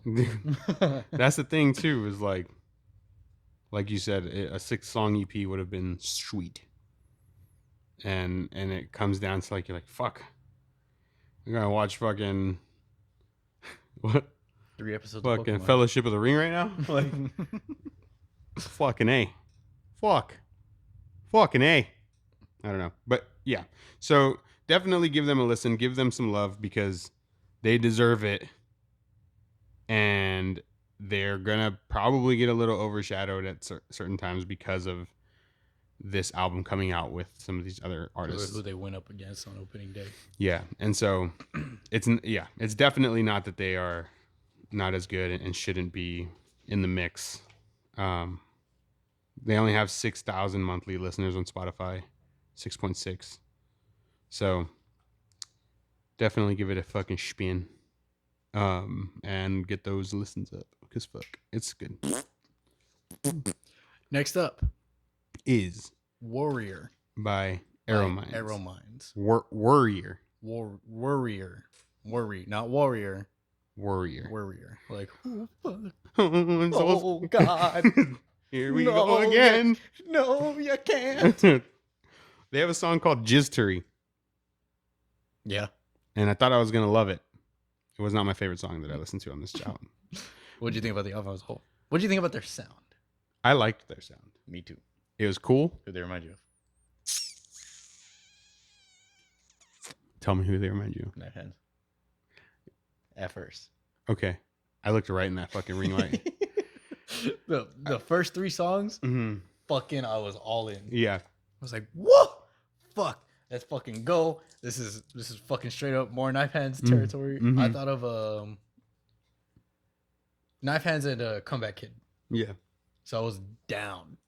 It kind of lulls a little bit. They don't really. I mean, not really. Mm-hmm. It's kind of that constant sound, but it's not. It's not like. I don't know how to say it. I didn't like it as much as I liked those first 3 songs. Yeah, yeah, they put their best foot forward, right? They Right foot first. Warrior, Misery Loves Company, and 20 Decibels are strong as fuck. Woo! They're strong fucking songs. Not Safe for Work, Hands of Gold, Jiztory, Flirtatiousy. Yeah. So this is a lot more on the like the hardcore side. Yes. Not the beatdown side. Right. More traditional hardcore style. Yes. And even then, not exactly. Yeah. Yeah. Because there's the newer influences there. But like, maybe like, yeah, I don't even know how to say it. Because you get the 2000s influences. Yeah. But you still have like the hardcore, like traditional hardcore foundation. It's still very evident. It doesn't sound as, it's a little more raw, like the production quality of it. They let it be more like punk feeling. Yes. But you get all of those 2000s like kind of emo, a little bit of that in there. Suicide Sirens, I really dug. Mm-hmm. Misery Loves Company was good. It is a little like cliche, right? I mean, obviously the title's cliche, and then they say the title in the song. Well, I feel like that's kind of like what hardcore is sometimes. Yeah, because I mean that's like you think of punk and that's all it was. Like I've had like a while, was 2 years ago when the whole George Floyd thing was going on. I was posting a lot about like things that were going on as far as like protests and blah blah blah. Like I was posting all kinds of shit on my story about that. And somebody asked me, is like you're like into this. I was like, look at all the music that I listen to. Like this is what it's about. Like yeah, it's all about like Rage Against the Machine, even or like fucking Straight from the Path. Fucking yes, like this is literally what they are for. Like why they are a thing is like the messages that they push is all about this. So for that reason, I kind of give it a pass whenever like this like hardcore style is straightforward. Yeah, because the whole point is getting the point across to somebody. Yeah. So I like as far as this style goes, I'm like, okay, like I get what they're going for. I understand why they do it like this. Yeah. So it makes sense to me. Yes. So I concur. I was all right with that. Yeah, I mean, I dug it. I fucking love this shit. It's funny because like I listened to some hardcore before. But Stick to Your Guns was probably like the first band that I listened to, and like I'm trying to think. They did a split with, and I only found Stick to Your Guns because of The Story So Far. They did a split with them in 2012 or 2013, and they did a cover of a song called Burning Fight, and it's just like hardcore, like that's cool, like just, and it you know, they don't do anything crazy. It's just a fucking hardcore cover, and I was like, oh shit, I need this sound in my life. And it's a lot like how now like Paleface and a lot of these bands like, oh fuck, like I need more of this bite, you know, like that's how I felt in 2013 or whenever the fuck that was. And so I love hardcore. Like there's something primal about it. I love that they some merch. I Heart HC that has to exist, right? Like I Heart NY. Oh yeah, I don't know. Maybe a lot of them do like that is like the I Heart NY, or like Stick to Your Guns does the Orange County hardcore. You know, like they normally put their. No, what I'm saying, like, is that something that we could be? That's what I'm saying. Oh, like it might not exist because they typically put where they're from. Oh yeah. So, but I don't know They're all proud. They're all fucking proud. Puro 830. Oh yeah, fuck that place. You're not even from Pearsall. Oh yeah, Puro Monterrey. Yeah, but so I love a lot of times it is more stripped down. They don't do anything too crazy, but like they just fucking write heavy fucking licks, and typically the lyrics are pointed. straight. And are meaningful, you know, like they do try to speak for the unspoken. Yeah, and just like fucking So- speaking out about against shit that Right. you know is wrong. So because of that, I'm sure that they're just so used to that writing style. Mhm. Because if I'm coming up as a punk band or a hardcore band and I'm listening to nothing but punk and hardcore, I'm so used to that being like the forefront, like the lyrics being at the forefront, at their point being at the forefront of the lyrics and what they're trying to say. Yeah. So if I'm writing and I'm like, oh, this is a good sound, I want to sound like this, I'm doing that thing. Yeah. So Yeah.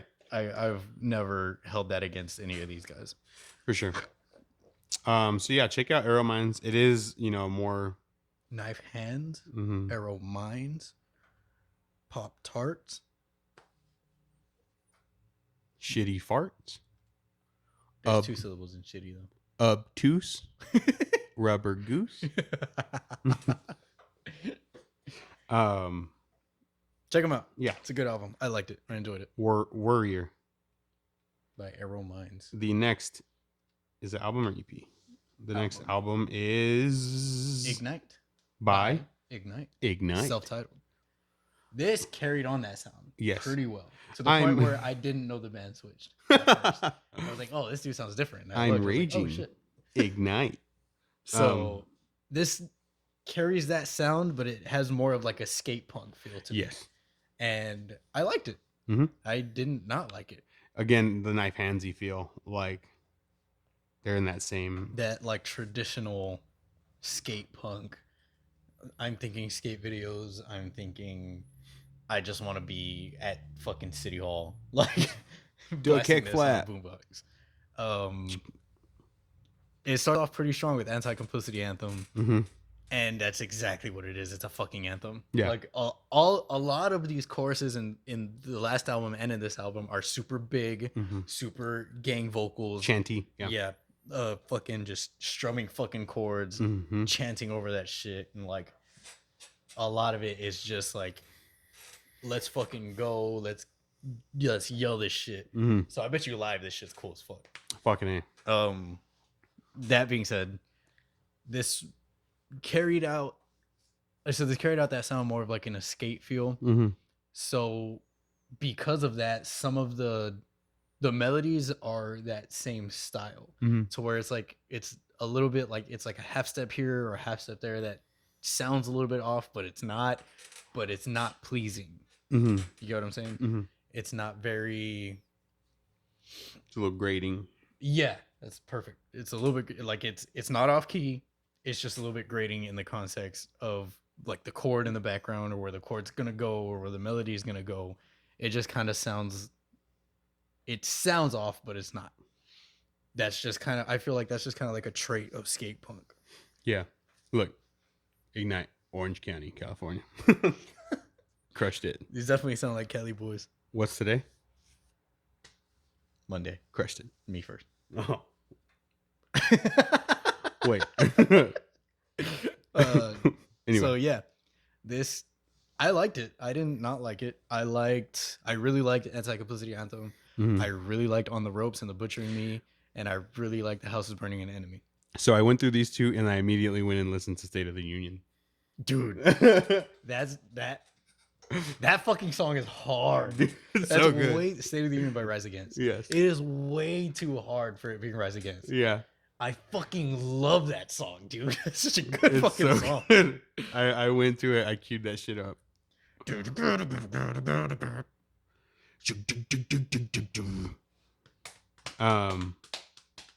Where is it? Fuck, that's a good song. But I'm itchy. oh, I forgot. Does that No, shit have? Did you finish that thing already? I'm like halfway. Does it have beta alanine Fuck yeah, it has a shitload. in it? Beta 3,200 milligrams. Busso. Your heart's all. That doesn't mean it's working though. Yeah. That doesn't mean shit yet. That's for intro workout. That doesn't mean you're ready to go yet. Drink your water. Don't fucking dry scoop your fucking pre-workout. That's so stupid. There's no reason to do that. I heard people died. I don't know. I heard that some people did that and If you dry scoop, their heart was all like, probably not. If they then that had to be something underlying. I see. If you dry scoop, drink the amount of water that it tells you right after or right before. The water uses the pre-workout uses the water to help get the shit into your blood, like not quicker but more efficiently. So fucking, if you're gonna dry scoop, chug water before or after. If you're gonna do that, you might as well just fucking mix it and then chug it. Yeah. Fucking stupid. You stupid bitch. you ugly bitch. You'll never find a job. Don't touch me. Yeah, just use the shit as instructed. Mm-hmm. Because then when you fucking pass the fuck out, or you inhale that shit and it goes in your lungs, cinnamon challenge style, like then you're like, oh my god, I can't believe this happened right now. You still gotta wait the 20 to 30 minutes. So, or else you get tummy ache. So there's no fucking point in fucking trying to get it down as fast as possible. Yeah. All right. Sorry. Even though me and Trey did used to shoot. Yeah, but we had water with it. We didn't have enough. Well, I drank water after. Oh yeah. Oh yeah. But like we would. Yes, but it was fucking gross. Anyway, doesn't matter. I have a degree in this shit. Listen to me. Yeah. Be smart. Ignite. Good album. Yes. Cool punk album. I would put this more punk than like Ignite. Hardcore with a lot of hardcore or whatever. Yeah. But it definitely is. Still fits. It still fits. It's just like he said, skate videos, skater punk. Yeah, skate influenced hardcore. So all this being said, how many listeners do you think Ignite has? Let me see on their first album. Oh, so they've been around a bit. Okay, you saying that? So I'll just say their first album, or let me see what year is this? 1995. Oh fuck. So they were skater punks. Yeah, so this is fucking straight from the source. I've never listened to these guys. Me either. Never heard of them, honestly. That being said, you're from 95 and from Orange County, a bunch of skate dudes. But we've never heard of them, so just keep that in mind. We have never heard of them, but I've never been to California. I've been to California. When? In junior high. Why? Disneyland. I've been to Florida. Have you been to Florida? No. Fuck you. Fuck you. Fuck you. We went to Disney World and I was too young. I couldn't get on anything because I was too small. You were like 15. And I got the shits on the plane because I drank too much apple juice. Oh my god. Did you shit yourself? No. How old were you? I was like 5? Just say like 5 or 6 maybe. Mm-hmm. Cool. How many listeners? Oh, you want me to guess? Yeah, just give me a number. Never heard of them. 150K.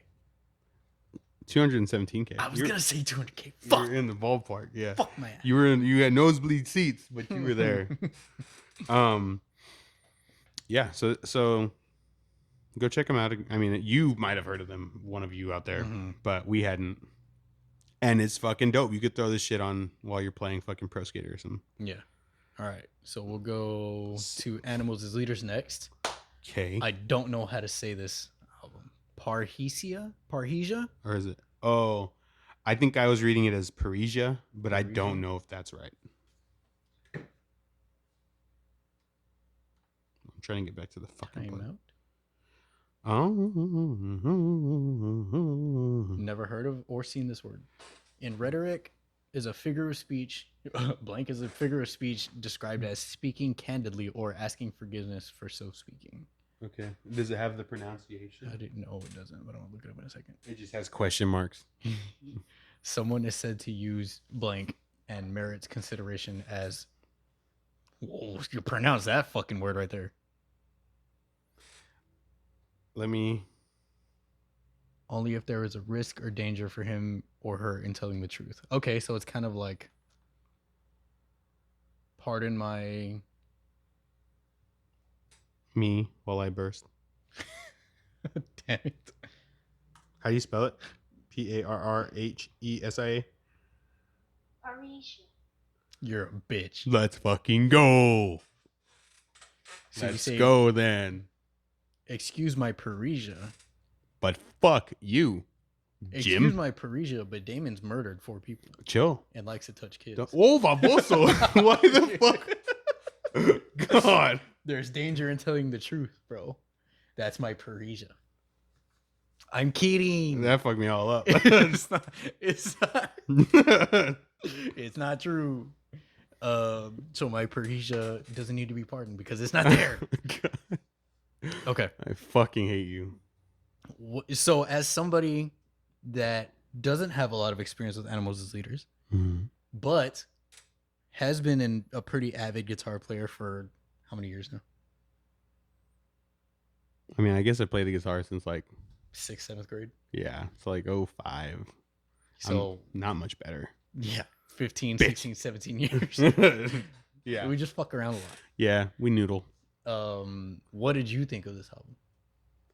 So I've only heard a couple of songs from them before this. One of them, I feel like I know the name of one of them, but I can't think of it. It doesn't matter. So I kind of knew their sound. Yes. Their general, like what they're about. Their general vibe.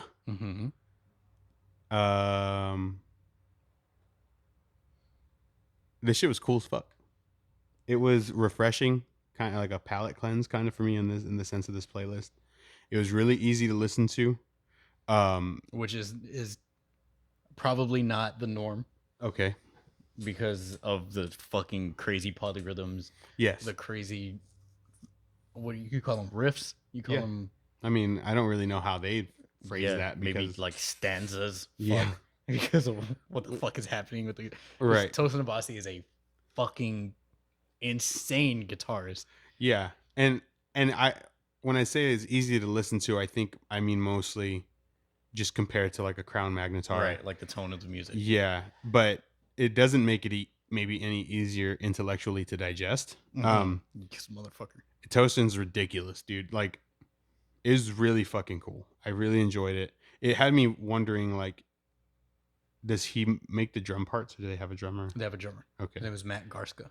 That shit, like he was fucking amazing keeping up. Fucking A. But so I really dug it. I don't know. I was gonna ask you the same question from the different perspective. Like, is this par for the course for them? I would say so. Did it stand out more to you than any of their previous work, or? I don't think so. So it's pretty, I would say it's pretty in line of what they do. This is more of them, which fucking is 100% fine with me. Like, their last album was 2016, maybe? Yeah. So it's been a while. And then you can just kind of like delete the last 2 years. So even so, it's still a 4-year release, right? Yeah. But I don't, like, you can't, like them, Polyphia, even Periphery, like Veil of Maya, all of these bands, I'm like, just fucking whenever you're ready, drop it. Because like the work, the different rhythms that they come up with, the different riffs that they come up with, the melodies, it's all like super complex. And then they fit it all together in a song. And then they do that 1, 2, 3, 4, 5, 6, 7, 8, 9 times on this album. And a lot of these songs aren't short songs. 4 minutes, 4 minutes, 5.5 minutes, 5 minutes. Like, and so I think of this, right? And there's no vocals. So you don't have anything to listen to other than the instruments. Yeah. So they have to make it, or I don't know that they see that they have to make it. But the instruments have to carry. Like, because there's nothing else to. And it's a hell of an interesting listen because of what they're able to do with what fucking motherfucker. So their last albums always have, like, to me at least, always have like standout songs. So the last one was The Woven Web. The Woven Web it's like I guess you could call it a breakdown. Yeah. Where it's like the rhythm is fucking stupid, and it starts with just Tosin just going, like, it starts, it's like super, like, I guess like ambient you could call it, but I mean that's kind of like their whole thing. So I don't know what you would call it. It's like soft, it's like kind of like picking chords, and then it goes into this like rhythm, and it's fucking stupid, and it starts with Tosin just doing it, and then Matt and Javi jump in and fucking play that shit out. It's fucking hard. Then they have Physical Education, which is that's like, the one I know. Okay, yeah. So that's kind of, I would say that's like one of their more accessible songs. Okay. It's kind of like easy to listen to, there's a catchy melody in it, and it's just fucking like you're just like halfway through the song, like you're just kind of going with it, just vibing. right? So What a vibe. this really had probably, I would say, 3 standout songs for me. Red Miso. Fuck, yeah, dude. That intro is so smooth. Yeah. And there's like chimes, and it's like the chords that he's picking are like, you're just like, this is fucking cool. Like, I just kind of want to like kick back, close my eyes, and listen to this. And then second half of the song kicks in, and you're like, fuck, and he has like that like hard part for not very long, but it comes in, it's more than welcome to come in, and then it like fucking just like plays out. Yeah. Fucking love that song. The next one, Just Altar Fall. Thank you, you Nazi. Oh, comes in. what's all this slander today? I really like this fucking song. It was too. so good. They were so good to right next to each other. Yes, coming out of Red Miso, going into that, I really fucking liked. And then the end of the album, or like I guess like the third of the album, Thoughts and Prayers, really fucking like that song too. My favorite though is 100% Red Miso. Yeah, that for sure. Because like the first 2 before it were good, but I can't remember what I was doing. I think I might have been driving again whenever this came on, but Red Miso just has like such a change up, and it like catches you and takes you with it. yeah. So you get Conflict Cartography to open the album, then you have Monomyth, and then when Red Miso came on, I was like, what the fuck is this? Like, you know, what's the name of this song? Because I want to remember this. And then it goes straight into Just Altar Fall, and I'm like, fuck. And so like those 2 songs to me could be together, even though are they both long? Yeah. But that doesn't. Yeah. So like I don't take like length of, yeah. I'm just saying, like, even though it would be like almost 7 or 8 minutes total, it could be like one song to me. I could just listen to those 2 as a unit, and it would be perfect. There was another song on here. I can't remember if it's Thoughts and Prayers or Microaggression, or even I can't remember which one it's on the back half, but it goes. I think that's Monomyth. Oh, is it? It sounds like the Omnific. Yeah, I think it's Kismet. Oh, what is this? Ursats. Let me see. Oh, excuse me. Oh, also. Yeah. Yeah. It has that like a triplet groove. Yeah.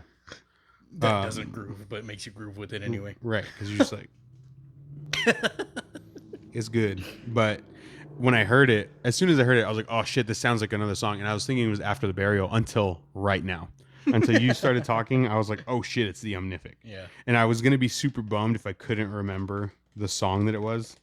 Because then it was going to be like, well, am I just fucking it up in my head? But no, it's a almost the exact same like initial rhythm. But yeah, it was really cool. Like I get what you're saying. I mean, the first time I heard about these guys was probably 2012. Does that make sense? Mm-hmm. I met a dude at a bar. No, I met a dude. I took him home. He was like, "Hey, do you like animals as leaders?" And I was like, and he put it on and clapped me. "Oh, I was gonna say gay." Oh God, no, he was in one of my classes at school at college, and we had to do a PowerPoint or something, and so he was like, "Y'all can all come over. We can work at this at my house." And I was like, "Dope." And he was a guitar player. I was like, "So what do you normally listen to?" And he was like, "Oh, I listen to this, and Animals as Leaders." And I was like, "I've never heard of them." He was like, "Oh yeah, it's pretty technical." And I never like went out of my way to listen to them. And then later on, like you and Marcus, I know that y'all listen to them, but I still never went on my own. The only time I heard Physical Education was with Marcus, I think. Like the crowd sings that. Really? Whenever you see them live. I think I have a video of it. That's cool. And like I'm turning around and you see everybody's just like That's cool. That being said, this was I feel like a good intro to them for me, especially if you're saying like this isn't as maybe a little more tame. Their first album is probably the most like erratic. Yeah. That's a good way I can put it. Yeah. So I really dug this as a novice listener for them. But Red yeah, miso is so fucking good. yeah. And I was like, why the fuck would they call it red miso? And I was like, well, there's no lyrics, so they can name these songs whatever the fuck they want. Yeah. Like he was probably like having some red miso, and it was like, he's like, you know what? oh, dude, let me go fucking shred this real quick. It's probably something like, I was eating red miso and I dropped my. He's not pretentious at all. No. I was gonna try and make it. And I dropped a drop of red miso on my guitar as I thought of this riff at the same time. So this song is red miso. I thought you were gonna say I dropped my spoon and it rattled on the floor, and it was like, I don't remember and the how. sound, the tones that the spoon made when it hit the floor. I took that straight to my guitar. Yeah. Went right in the studio. Transposed it immediately. Shut up, pedantic. Yeah, it's quiet. You're like, He's not pretentious in the slightest bit. I'm sorry. but this music sounds pretentious. Like he could be 100%. Like he has the right to be. We'll put it that way. He 100% has the right to be as pretentious as he fucking wants. Yeah. Because nobody could tell him shit. Yeah. Because he's a fucking amazing guitarist. It's like, oh yeah, play this. And they're like, well, fuck. Hold on, let me just. So fucking. I want to live in a world where Tosin is just like up his own ass all the time. That'd be hilarious. He's like, I'll release more music, but y'all don't deserve it. Yeah. Because nobody can tell him anything. Yeah. And it'd be great seeing people try to tell him shit. Yeah.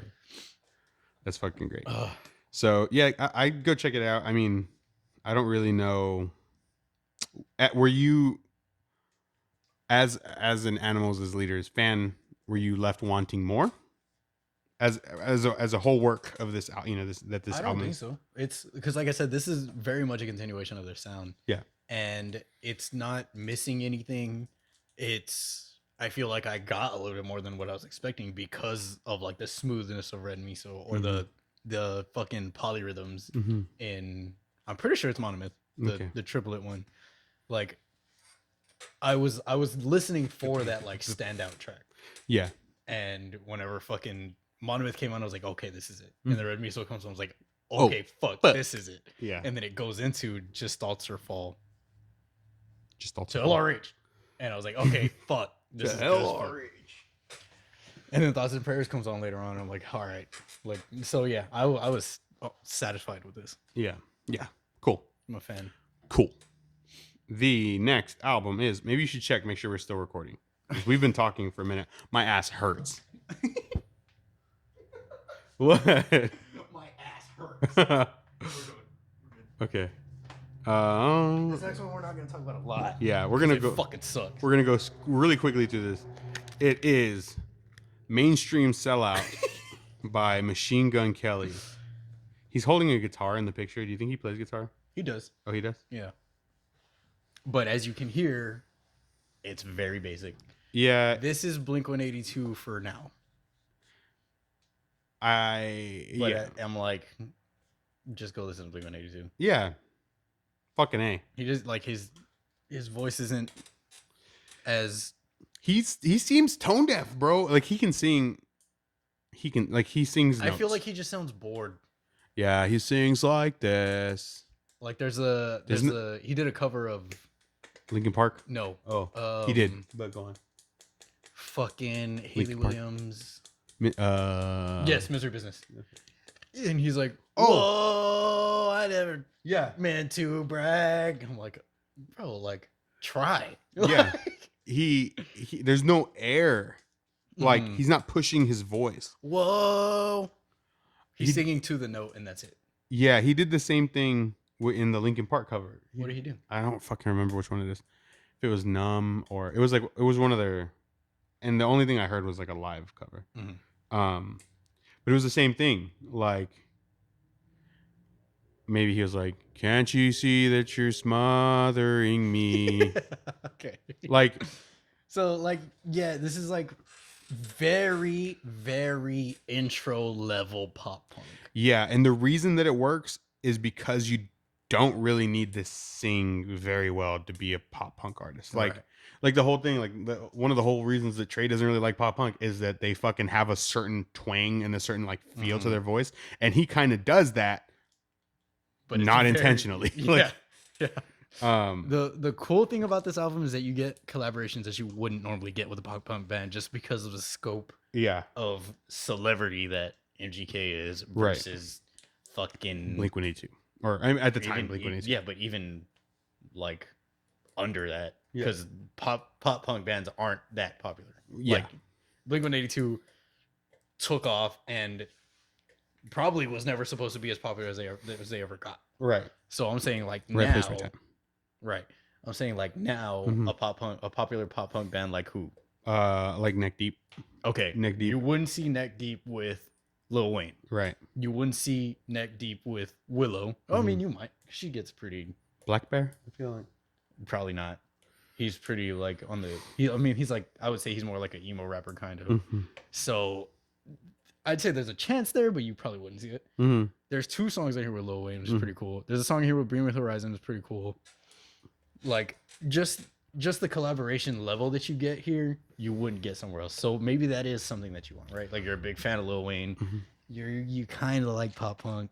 Maybe go listen to these 2 songs. Yeah. One of them sucks. I mean, maybe go listen to both of them, but one of them fucking blows. Both dicks. of them are bad. One of them is really bad. Okay. That's cool. I will say that's not cool. The one song that I can say that I'm a fan of is "Die in California."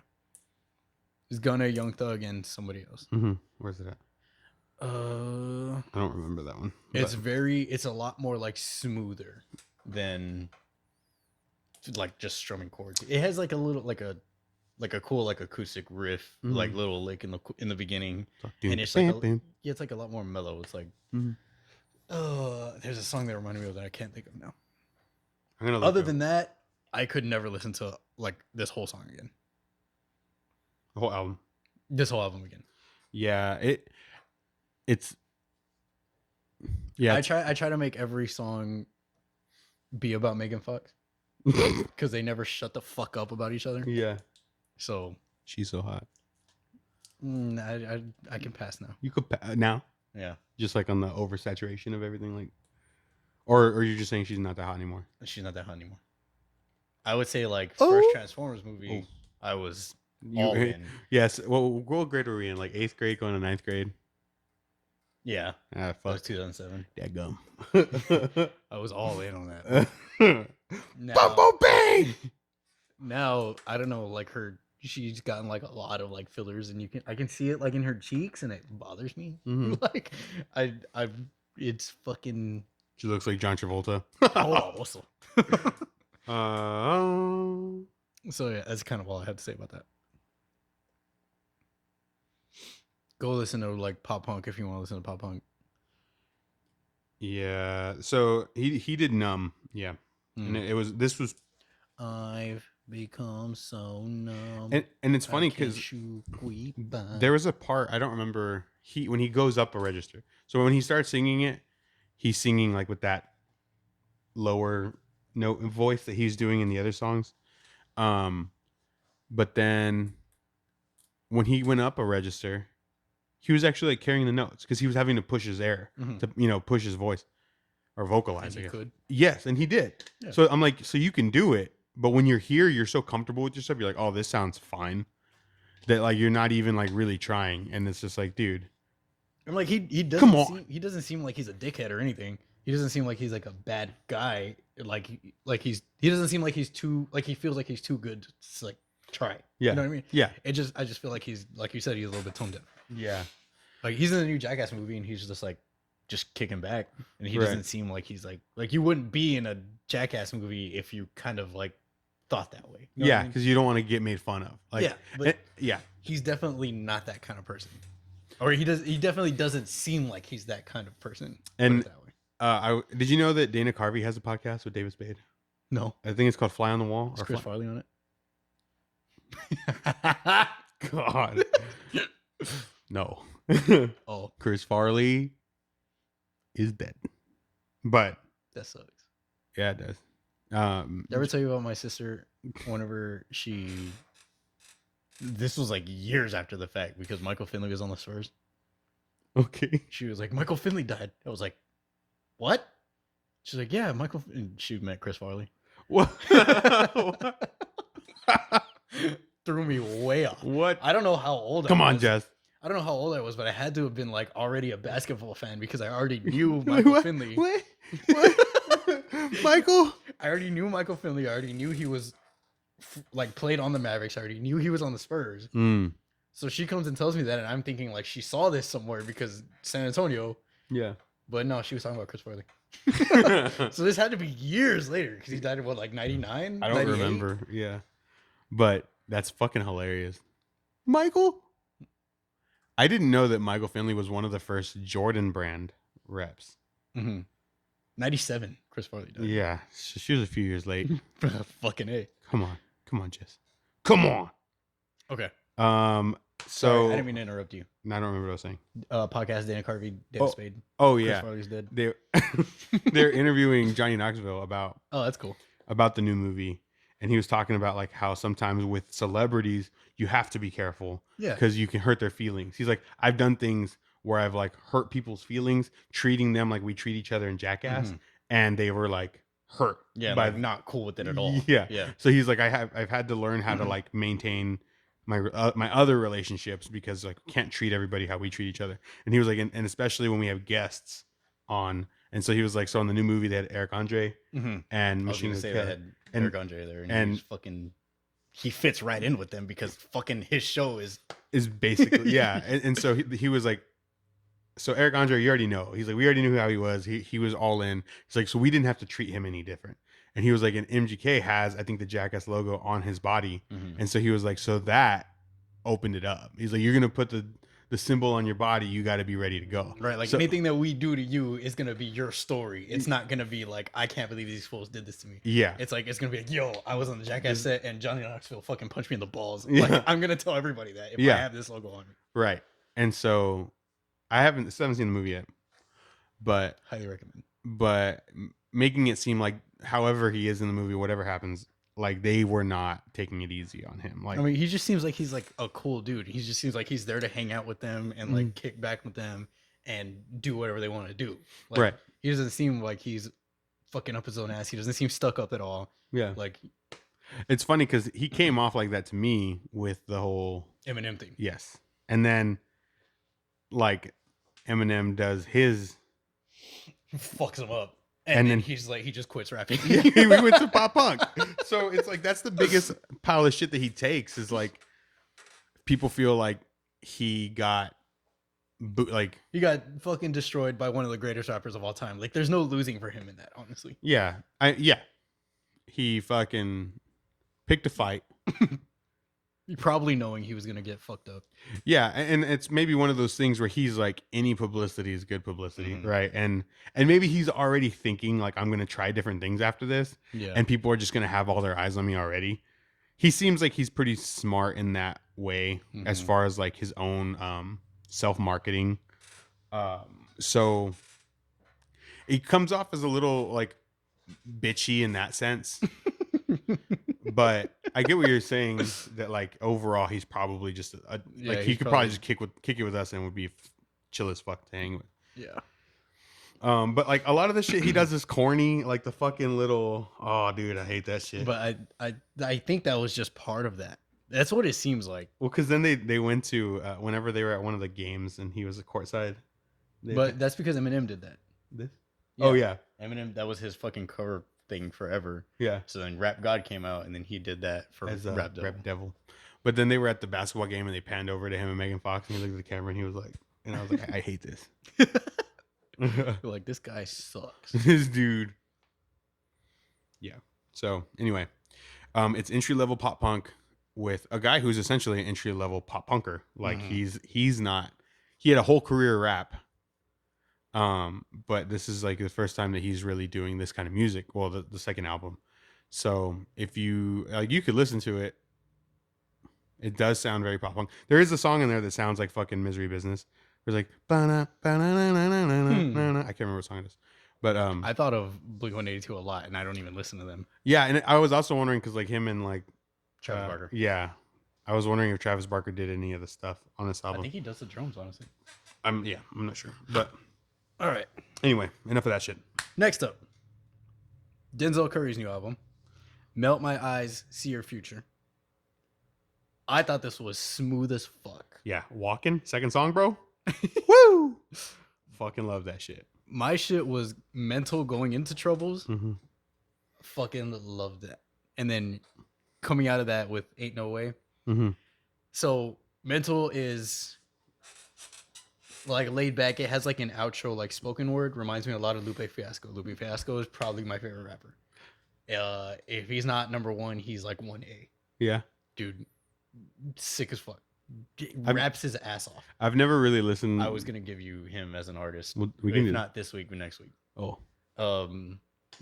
So Mental sounds like it could be a Lupe song, and it really made me want a collaboration between them two. Going into Troubles is a song with T-Pain. Fucking love that song. Yeah. We then- listened to that last week. Yeah.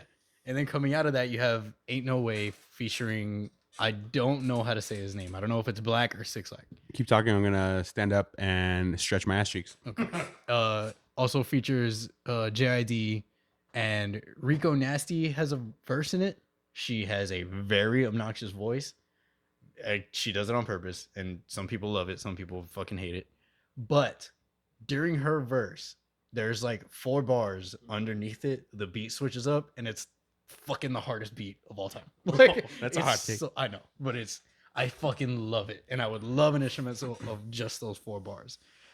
Denzel Curry does his fucking thing. Like I said, I'd never listened to. So last week, whenever we listened, I said that he's super versatile. Mhm. He has hype songs.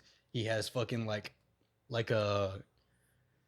groove songs. Mhm. He has this shit. There's like some jazz beat kind of like influence beats on here. Yeah. He can be smooth. He's how is he? 26, 27? Yeah, something. And Young enough to blow his ACL out playing fucking basketball or something. okay. So yeah, dude. I mean, he's super versatile as an artist. This one, he kind of like dove into one sound and fucking took it all the way to the end zone, I think. Yeah, it was really cool. So I said I hadn't listened to him. I've heard a couple of his things. I've never listened to an album. And it was just really fucking cool to hear his style. Like it's funny because like I think it was Walking, and that's what I was actually looking at. That's just the top song now, like as far as Popularity. Yeah, but his flow, it sounded so refreshing. Like it didn't sound like a lot of stuff that I've heard Yo, recently. my lights flickering? That one is. Okay. I was like, I'm not fucking about to pass out, right? I look over all. We both just passed Oh, out. chill. It felt refreshing and unique, but it also reminded me of like the 90s, like Naughty by Nature and stuff. Like it had like this weird like, it just felt like a 90s flow. So it was really cool. I really enjoyed that shit. But yeah, the versatility, bro. Yeah, this isn't a sound that, like, this isn't. I wouldn't say this. I don't think he has a signature sound, honestly. Okay. Because like there's a song called Birds that he has with Rick Ross. That beat is hard. I'll check it out. It's fucking hard. He has his album Taboo. He has a song in there called Black Metal Terrorist.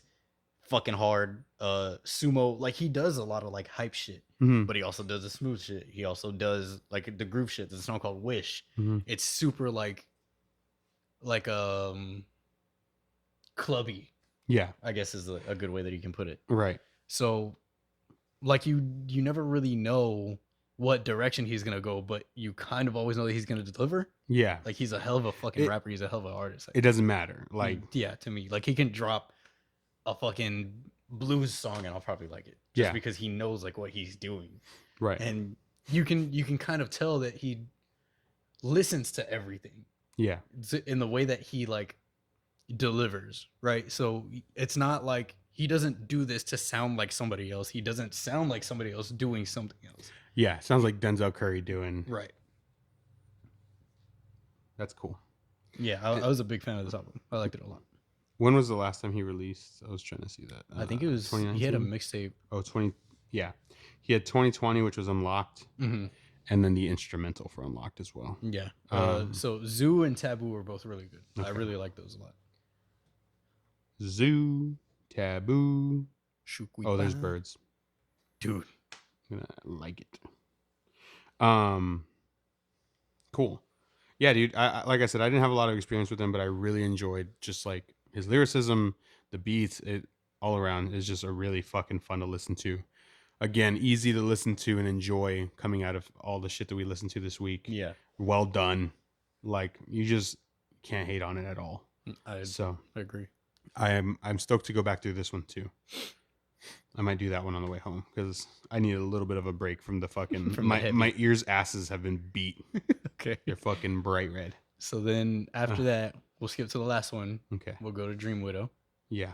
So this was Dave Grohl, who doesn't have a drummer anymore. Oh. Okay. God. I don't want I say things like that because I want you to laugh. If I was doing this by myself, I probably wouldn't say that. Yeah. No, you're fine. You're fine, you fucking asshole. This is Dave Grohl's solo kind of. I think he did the drums, the vocals, and the guitar, or maybe he had help from somebody. Yeah. I can't remember what they did though. This was pushed, marketed, billed as a death metal album. Mm-hmm. What did you think? I got a piece so bad. Fuck. You put a lot of pressure on me just now. I'm sorry. I'm holding it. Your fucking legs going nuts. I really dug it. I dug his versatility in his vocals. I don't know that I would call it death metal. Me either. But I get them saying death metal versus the Foo Fighters. Yes. Like if you're not gonna say, oh, it's fucking like, heavy metal with the hint of black metal with the hint of whatever. You're just gonna say like Foo Fighters fans are gonna read this. Yes. This is probably gonna be the heaviest thing they've ever heard. Yeah. If you love the Foo Fighters, you're gonna be fucking shook by this.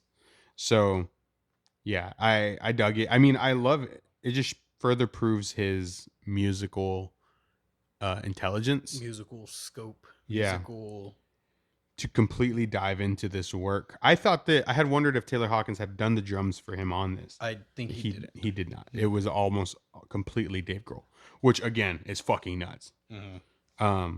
But yeah, I wonder like how long he sat on some of these songs. I don't know, because this is something like they made the movie, right? Like, but I mean that doesn't really. Like he could have had these songs, you know what I mean? Yeah, but like what I'm saying is they had to do all of this shit, and this is finally coming out. So like, who knows? It could have been forever. But did you like it? Yeah. It wasn't yeah. bad. Yeah. I don't think I would go through it again though. Yeah, it was cool, and like I said, it was really cool to hear what he's capable of doing when he wants to do something different. But Trey's gonna go piss now. I pretty much said all I had to say about that. Yeah. Trey's pissing his pants right now.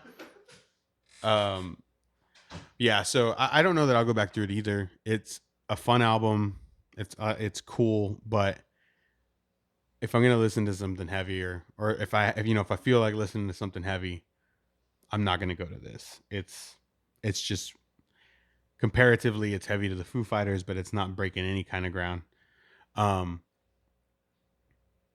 do want to watch that movie, the Studio 666, and I'll probably like try and like listen if I do that, just because I do feel like they're paired together, right? And like, just to feel it in the context of the film would be cool. But yeah, other than that, there's not too much else to say about it. Let me see. So that's Dream Widow. The album is called, it's just Dream Widow, self-titled. So go check it out. Show Dave Grohl some love. He needs a little love right now. I think all of them do. That shit's fucking nuts. I was blown away. Like I said, I'm not a huge Foo Fighters fan, but I was shocked by that news of Taylor passing. I didn't know who he was, for a long time.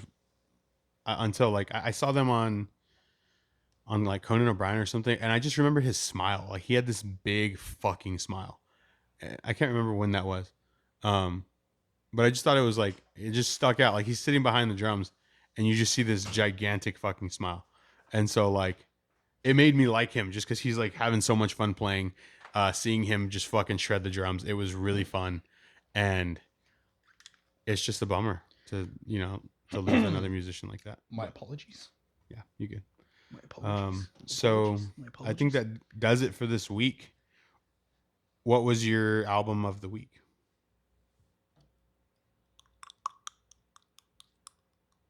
Crown Magnetar. I gotta say Crown Magnetar. Shit was hard. I really want to pick Paleface. Go for it then. I really want to pick Paleface just because I was Paleface because I was so fucked up by how heavy that shit was. But it definitely there's just those two boxes that it checked as far as like cons, right? Like Crown Magnetar doesn't have any cons, Throne doesn't have any cons, but there's no room for error in those two releases. Yeah. It's 30 minutes between the two. Like the only way it could have been bad is if it completely fucking sucked, and like it doesn't. It's the opposite. So the thing with fucking Paleface is it's an hour. What'd you say? Hour 10? Hour and 6. Hour and 6 minutes, and it feels like it. Like it definitely like you get to My Grave Lay With Me and you're like, fuck, I still have half the album to go in this bitch. But I loved it. That's how he sounds. That's how he sings. I'm trying to think. I feel like that lines up though, because like you aren't very into deathcore. Yeah. Right. Mm-hmm. I'm a lot more into it, like the faster pace, the technical shit. You're a lot more into like you got into Knock Loose before I did. Yeah. I got into all the deathcore shit before you did. So yeah, for sure. It lines up with our combined interests. Right. Let me see. So I think that being said, we can still highlight Crown Magnetar. For sure. I mean, we can. I totally forgot to post this last week. No, it's okay. Like Paleface has 200 and something thousand monthly on Spotify. Crown Magnetar has 28.7 thousand. So it's like definitely show them both love. Yeah. But let's help Crown Magnetar shine a little bit more because they deserve all that fucking attention. Because Jesus fucking Christ, motherfucker, shit's insane. So yeah, but also don't fucking like definitely go listen to Throne. Go check out Denzel Curry. Like it was a good week. There was a lot of shit. We cut down a little bit. Like we had to sort through some of this stuff to figure out because there was so much stuff. Yeah, like I said, the playlist was 8.5 fucking hours. Yeah, and we still covered most of that. Like we only cut out a couple of things. How long was the Denzel Curry album? I don't even know how long that was. That didn't feel that long to me. It's pretty. I mean, it's 45 minutes, I think. Oh, okay. Hold on. It's. I know it has a lot of tracks, but yeah, I think it's 14 songs, 45 minutes. Yep, that's exactly right. So yeah. Cool. Last week you asked me to listen to Sentinels. Oh fuck yeah!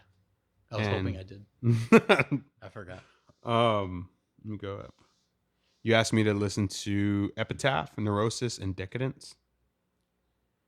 Epitaph was like kind of not beatdowny, but like fuck you up.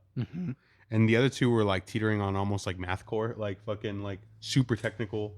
Like that's their shit, bro. I love it, dude. It was fucking nuts. So I think I liked Epitaph more because it was just like in my face, in my face. But I'm here to devastate. But Neurosis and Decadence were fucking crazy, dude. Like Decadence is so fucking technicality, hard, all that shit. So good, so good. So I'll definitely have to check them out more. But I don't remember the names of who you asked me to listen to. I asked you to listen to that. I remember I liked both of them. Yeah, I asked you to listen to Body of Wire by Blood Youth. Yes. And then Counterfeits. Light the Fire and the song Counterfeit. I really just like that intro. He's like, yeah. Did they do the Who? Yeah. That was dope. It was a good song. Yeah. After the intro, it kind of died down, but just because the intro was fucking hard. Yes. Agree. I have heard of them. Light the Fire? Yes, I was drawn away because of the name. Mm. I don't like to do that, but some names just are like super meh. Yeah, like come on, wait. Light the fire. Come on, wait. Yeah. So yeah, but the song was good. Intro was fucking hard. If they would have kept that up the whole way, I would fucking bought Light the Fire merch. Yeah. I'm glad I don't have to though, because I don't like that name. Yeah. I keep on thinking Through the Wire. Yeah. And I keep on thinking Kanye. What is the name of the song? Body of Wire Body of Wire by Blood Use. by Blood Youth. Blood Youth is a hard fucking name. That's a hard fucking song. Yeah. That made the playlist. For Yeah. sure. It definitely has a Slipknot feel again. Mhm. Like, Which is fucking cool. yeah. They do the Because Slipknot doesn't sound like that anymore. right. Yeah, it has a little bit like a because there's a part right at the beginning. You always sound like the didgeridoo player when you do it. Yo yo No, it's like didgeridoo player is like and then it cuts. I don't remember. But at the beginning of Body of Wire, it sounds just like fucking Disaster Pieces or Disaster Piece. And it's like, I want to slit your throat and fuck the world. Like the vocal cadence is right fucking there. Yeah. He just changed the words, and I'm there for it. I fucking love that. Cool. Because Slipknot doesn't sound like that anymore. Yeah. Now they're all like, I want to shit good too. I want to shit my pants and piss my pants. Yeah, it was really cool. I haven't listened to that album. It's called Visions of Another Hell. I haven't listened to anything else from it yet, but I really dug that song. Yeah. It was cool. Something non-heavy that you listen to. I have two songs. I had something. Let me go look at my history real quick because I know there was something I was listening to. All right, so first song I forgot to mention last week was Bizarre Love Triangle. Bizarre Love 80s song. Mm-hmm. It's the every time I see you falling, I get down on my knees and pray. You don't know it? It's a good song. Yeah, if I play it, you probably know it. Okay. It's a good song. Liar. Then, so whenever I switch from YouTube Music to Spotify, what happened? I moved the cable and my audio stopped here, but it was like you were yelling in my ear for a second. It fucked me up. Whenever I move my playlist from YouTube Music to Spotify, I use the website, and it's not perfect. It's like every now and then there's a song I'm like, what the fuck is this? Right. And so I have 3 playlists called Tops, and it's like top picks from an album, whatever. 1,000 songs. My third one is like probably 700-800 songs. I was listening to the second one, and whatever I'm listening, it's like Make Them Suffer is on, fucking, I want to say like Dealer comes on, and then it's a live version of a song. I'm like, live. I'm just listening, and then the lady starts singing. She's like, it's been 7 hours and 15. God. I was like, fuck, I'm down. Like, dude, it fucked up. I don't know what song it was trying to copy, and I'm probably never going to know. But it brought in a live version of No One Compares to You, and it's a really good version, dude. Like, she sings her ass off. She sounds great. Down. Dude, I listened to the fuck out of that song. That's too good. That's dope. The songs for me were fucking Rise Against, Swing Life Away. I actually don't like that fucking song. Yeah, I could see that. The track's for you. And that fucking Eve 6 song, Inside Out. Because remember you sent me that the fucking the flyer. Yeah, they were playing here, and I was like, Damon was like, "Are you down?" I was like, "I don't know, bro. I only know that one song." Yeah.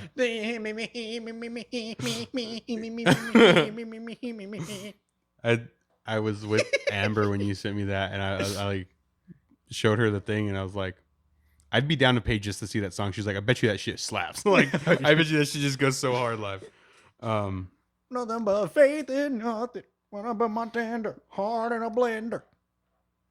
Shake it, took it back, I'ma go and play Oblivion. I'm gonna go play.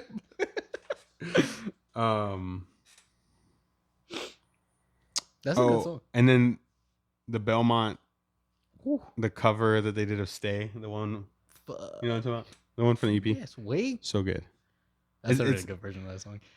So anytime that I like think of that song, I'm like, what does the original sound like? I don't remember. And I'm like, this is missing something.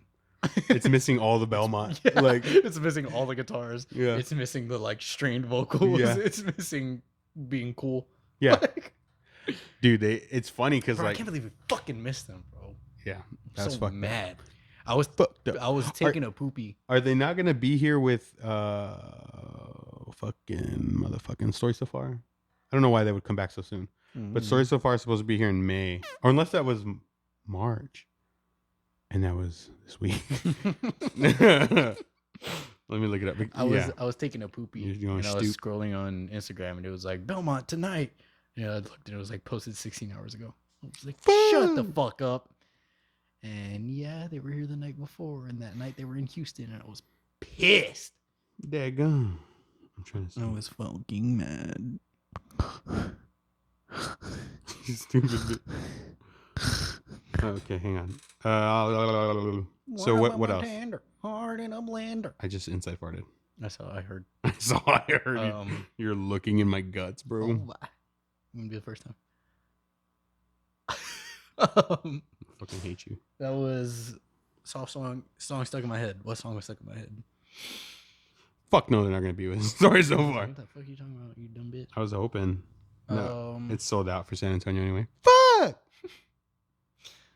I had a song stuck in my head, but I can't remember what it is. I think it was a 90s song. Oh, Ace of Base. Not I Saw the Sign. The other one. All That She Wants. All that she wants. Shook it, took it back away. That one? Yeah. All that she Such a good song. Yeah. Dude, their hits fucking hit. Yeah. Like, they are so good. Agree. Song you have stuck in your head? I don't know if I had a song stuck in my head. Probably the U6 song. Yeah, that shit does get stuck in my head. It's funny because that song, it'll get stuck in my head, but then there's times where I can't remember how it goes, and I have to go like listen to the vocal melody. I don't have to, but I do. I can't. I don't think I had a song stuck in my head this week. I was doing other shit. All right. Yeah. You got an artist for me? No, I don't. I was excited. I was excited, but now we're not friends. Oh, I'm not gonna be your friend no more. Oh. I will give you Any Given Day. Any Given Day. Any Given Day. Went to the wrong app. I have to fucking stoop. Any Given Day. Have I listened to these guys before? Last week they had Apocalypse. Oh. Okay. I'm gonna give you Endurance. Okay. Probably the smoothest fucking chorus, like tonally, vocally. Okay. Fucking smooth as fuck. And I'm going to give you. I'm trying to remember the name of the song. I remember the whole song. It's on the latest album. Overpower. That's not the latest album, you bitch. Oh. You fucking bitch. Sure to Fail. Cool. A lot more like midline metalcore, but I really like both of those songs. I'm trying to see if there's anything else that I've listened to. About your fucking asshole. I haven't really. There's a band called Bird's Eye View. Bird's Eye View, bro. Shout out fucking Celos.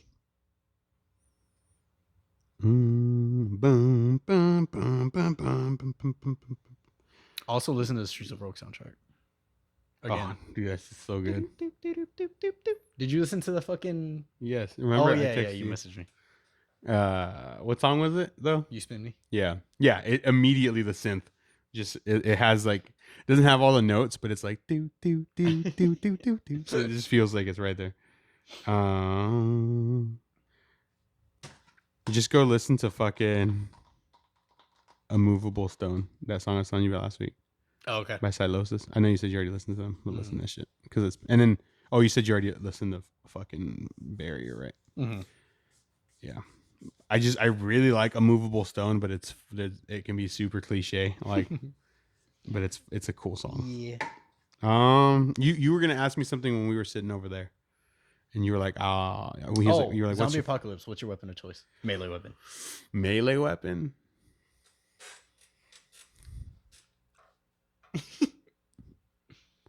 I don't know, bro. I'm going something one-handed, something probably like linked to my elbow. Yeah. So maybe like a hammer or a tomahawk. Yeah. What? You fucking bitch. What? I was gonna say I'm either gonna go hatchet or a sledgehammer. Like, they make those that are not huge. Yeah, it's like a hatchet sledgehammer. Mm-hmm. You mean one of those with a heavier fucking end, not just a hammer, because I just want to be able to like, you can still one hand it. Yeah. But like just let it follow through, and just fucking obliterate fucking shit. Okay, then we'll also pick a two-handed weapon then. Give me broadsword. Oh, Just give me broadsword. Sweet. Sweet. I'll be like, and just get bit in my side. Like, hey. I think. A two-handed weapon. I mean, I guess a sword would work because I feel like once you cut off their head, they're fine. Yeah. Well, what do they say? Like destroy the brain. Right. I guess it depends on the parameters of the zombies, but that doesn't matter. We'll just say like, yeah, you decapitate them, they die. And They or you cut die. off their legs, they can't fucking. I guess sword would be the most logical. Yeah. Yeah, but you also have to worry about like the condition of your sword, right? Like you need it to be sharp. You need to know how to take care of it to keep it sharp. It's gotta cut through fucking femurs, bro. That's hard as fuck. I know. So I was kind of thinking. I was just thinking like a fucking bat Or a mace. Ooh, Fucking fucking flail, bro. Oh. It'd be hard because then you get all that momentum from the swing. Mm-hmm. Bah! Yeah. Fuck. Give me one of those bitches. Fucking Mace Windu. Moist Windu. Yeah, I'd have a mace. Is that it? Yeah. Dope. All right. We'll see you all next week. Thanks for listening. Shit's been dope. Peace.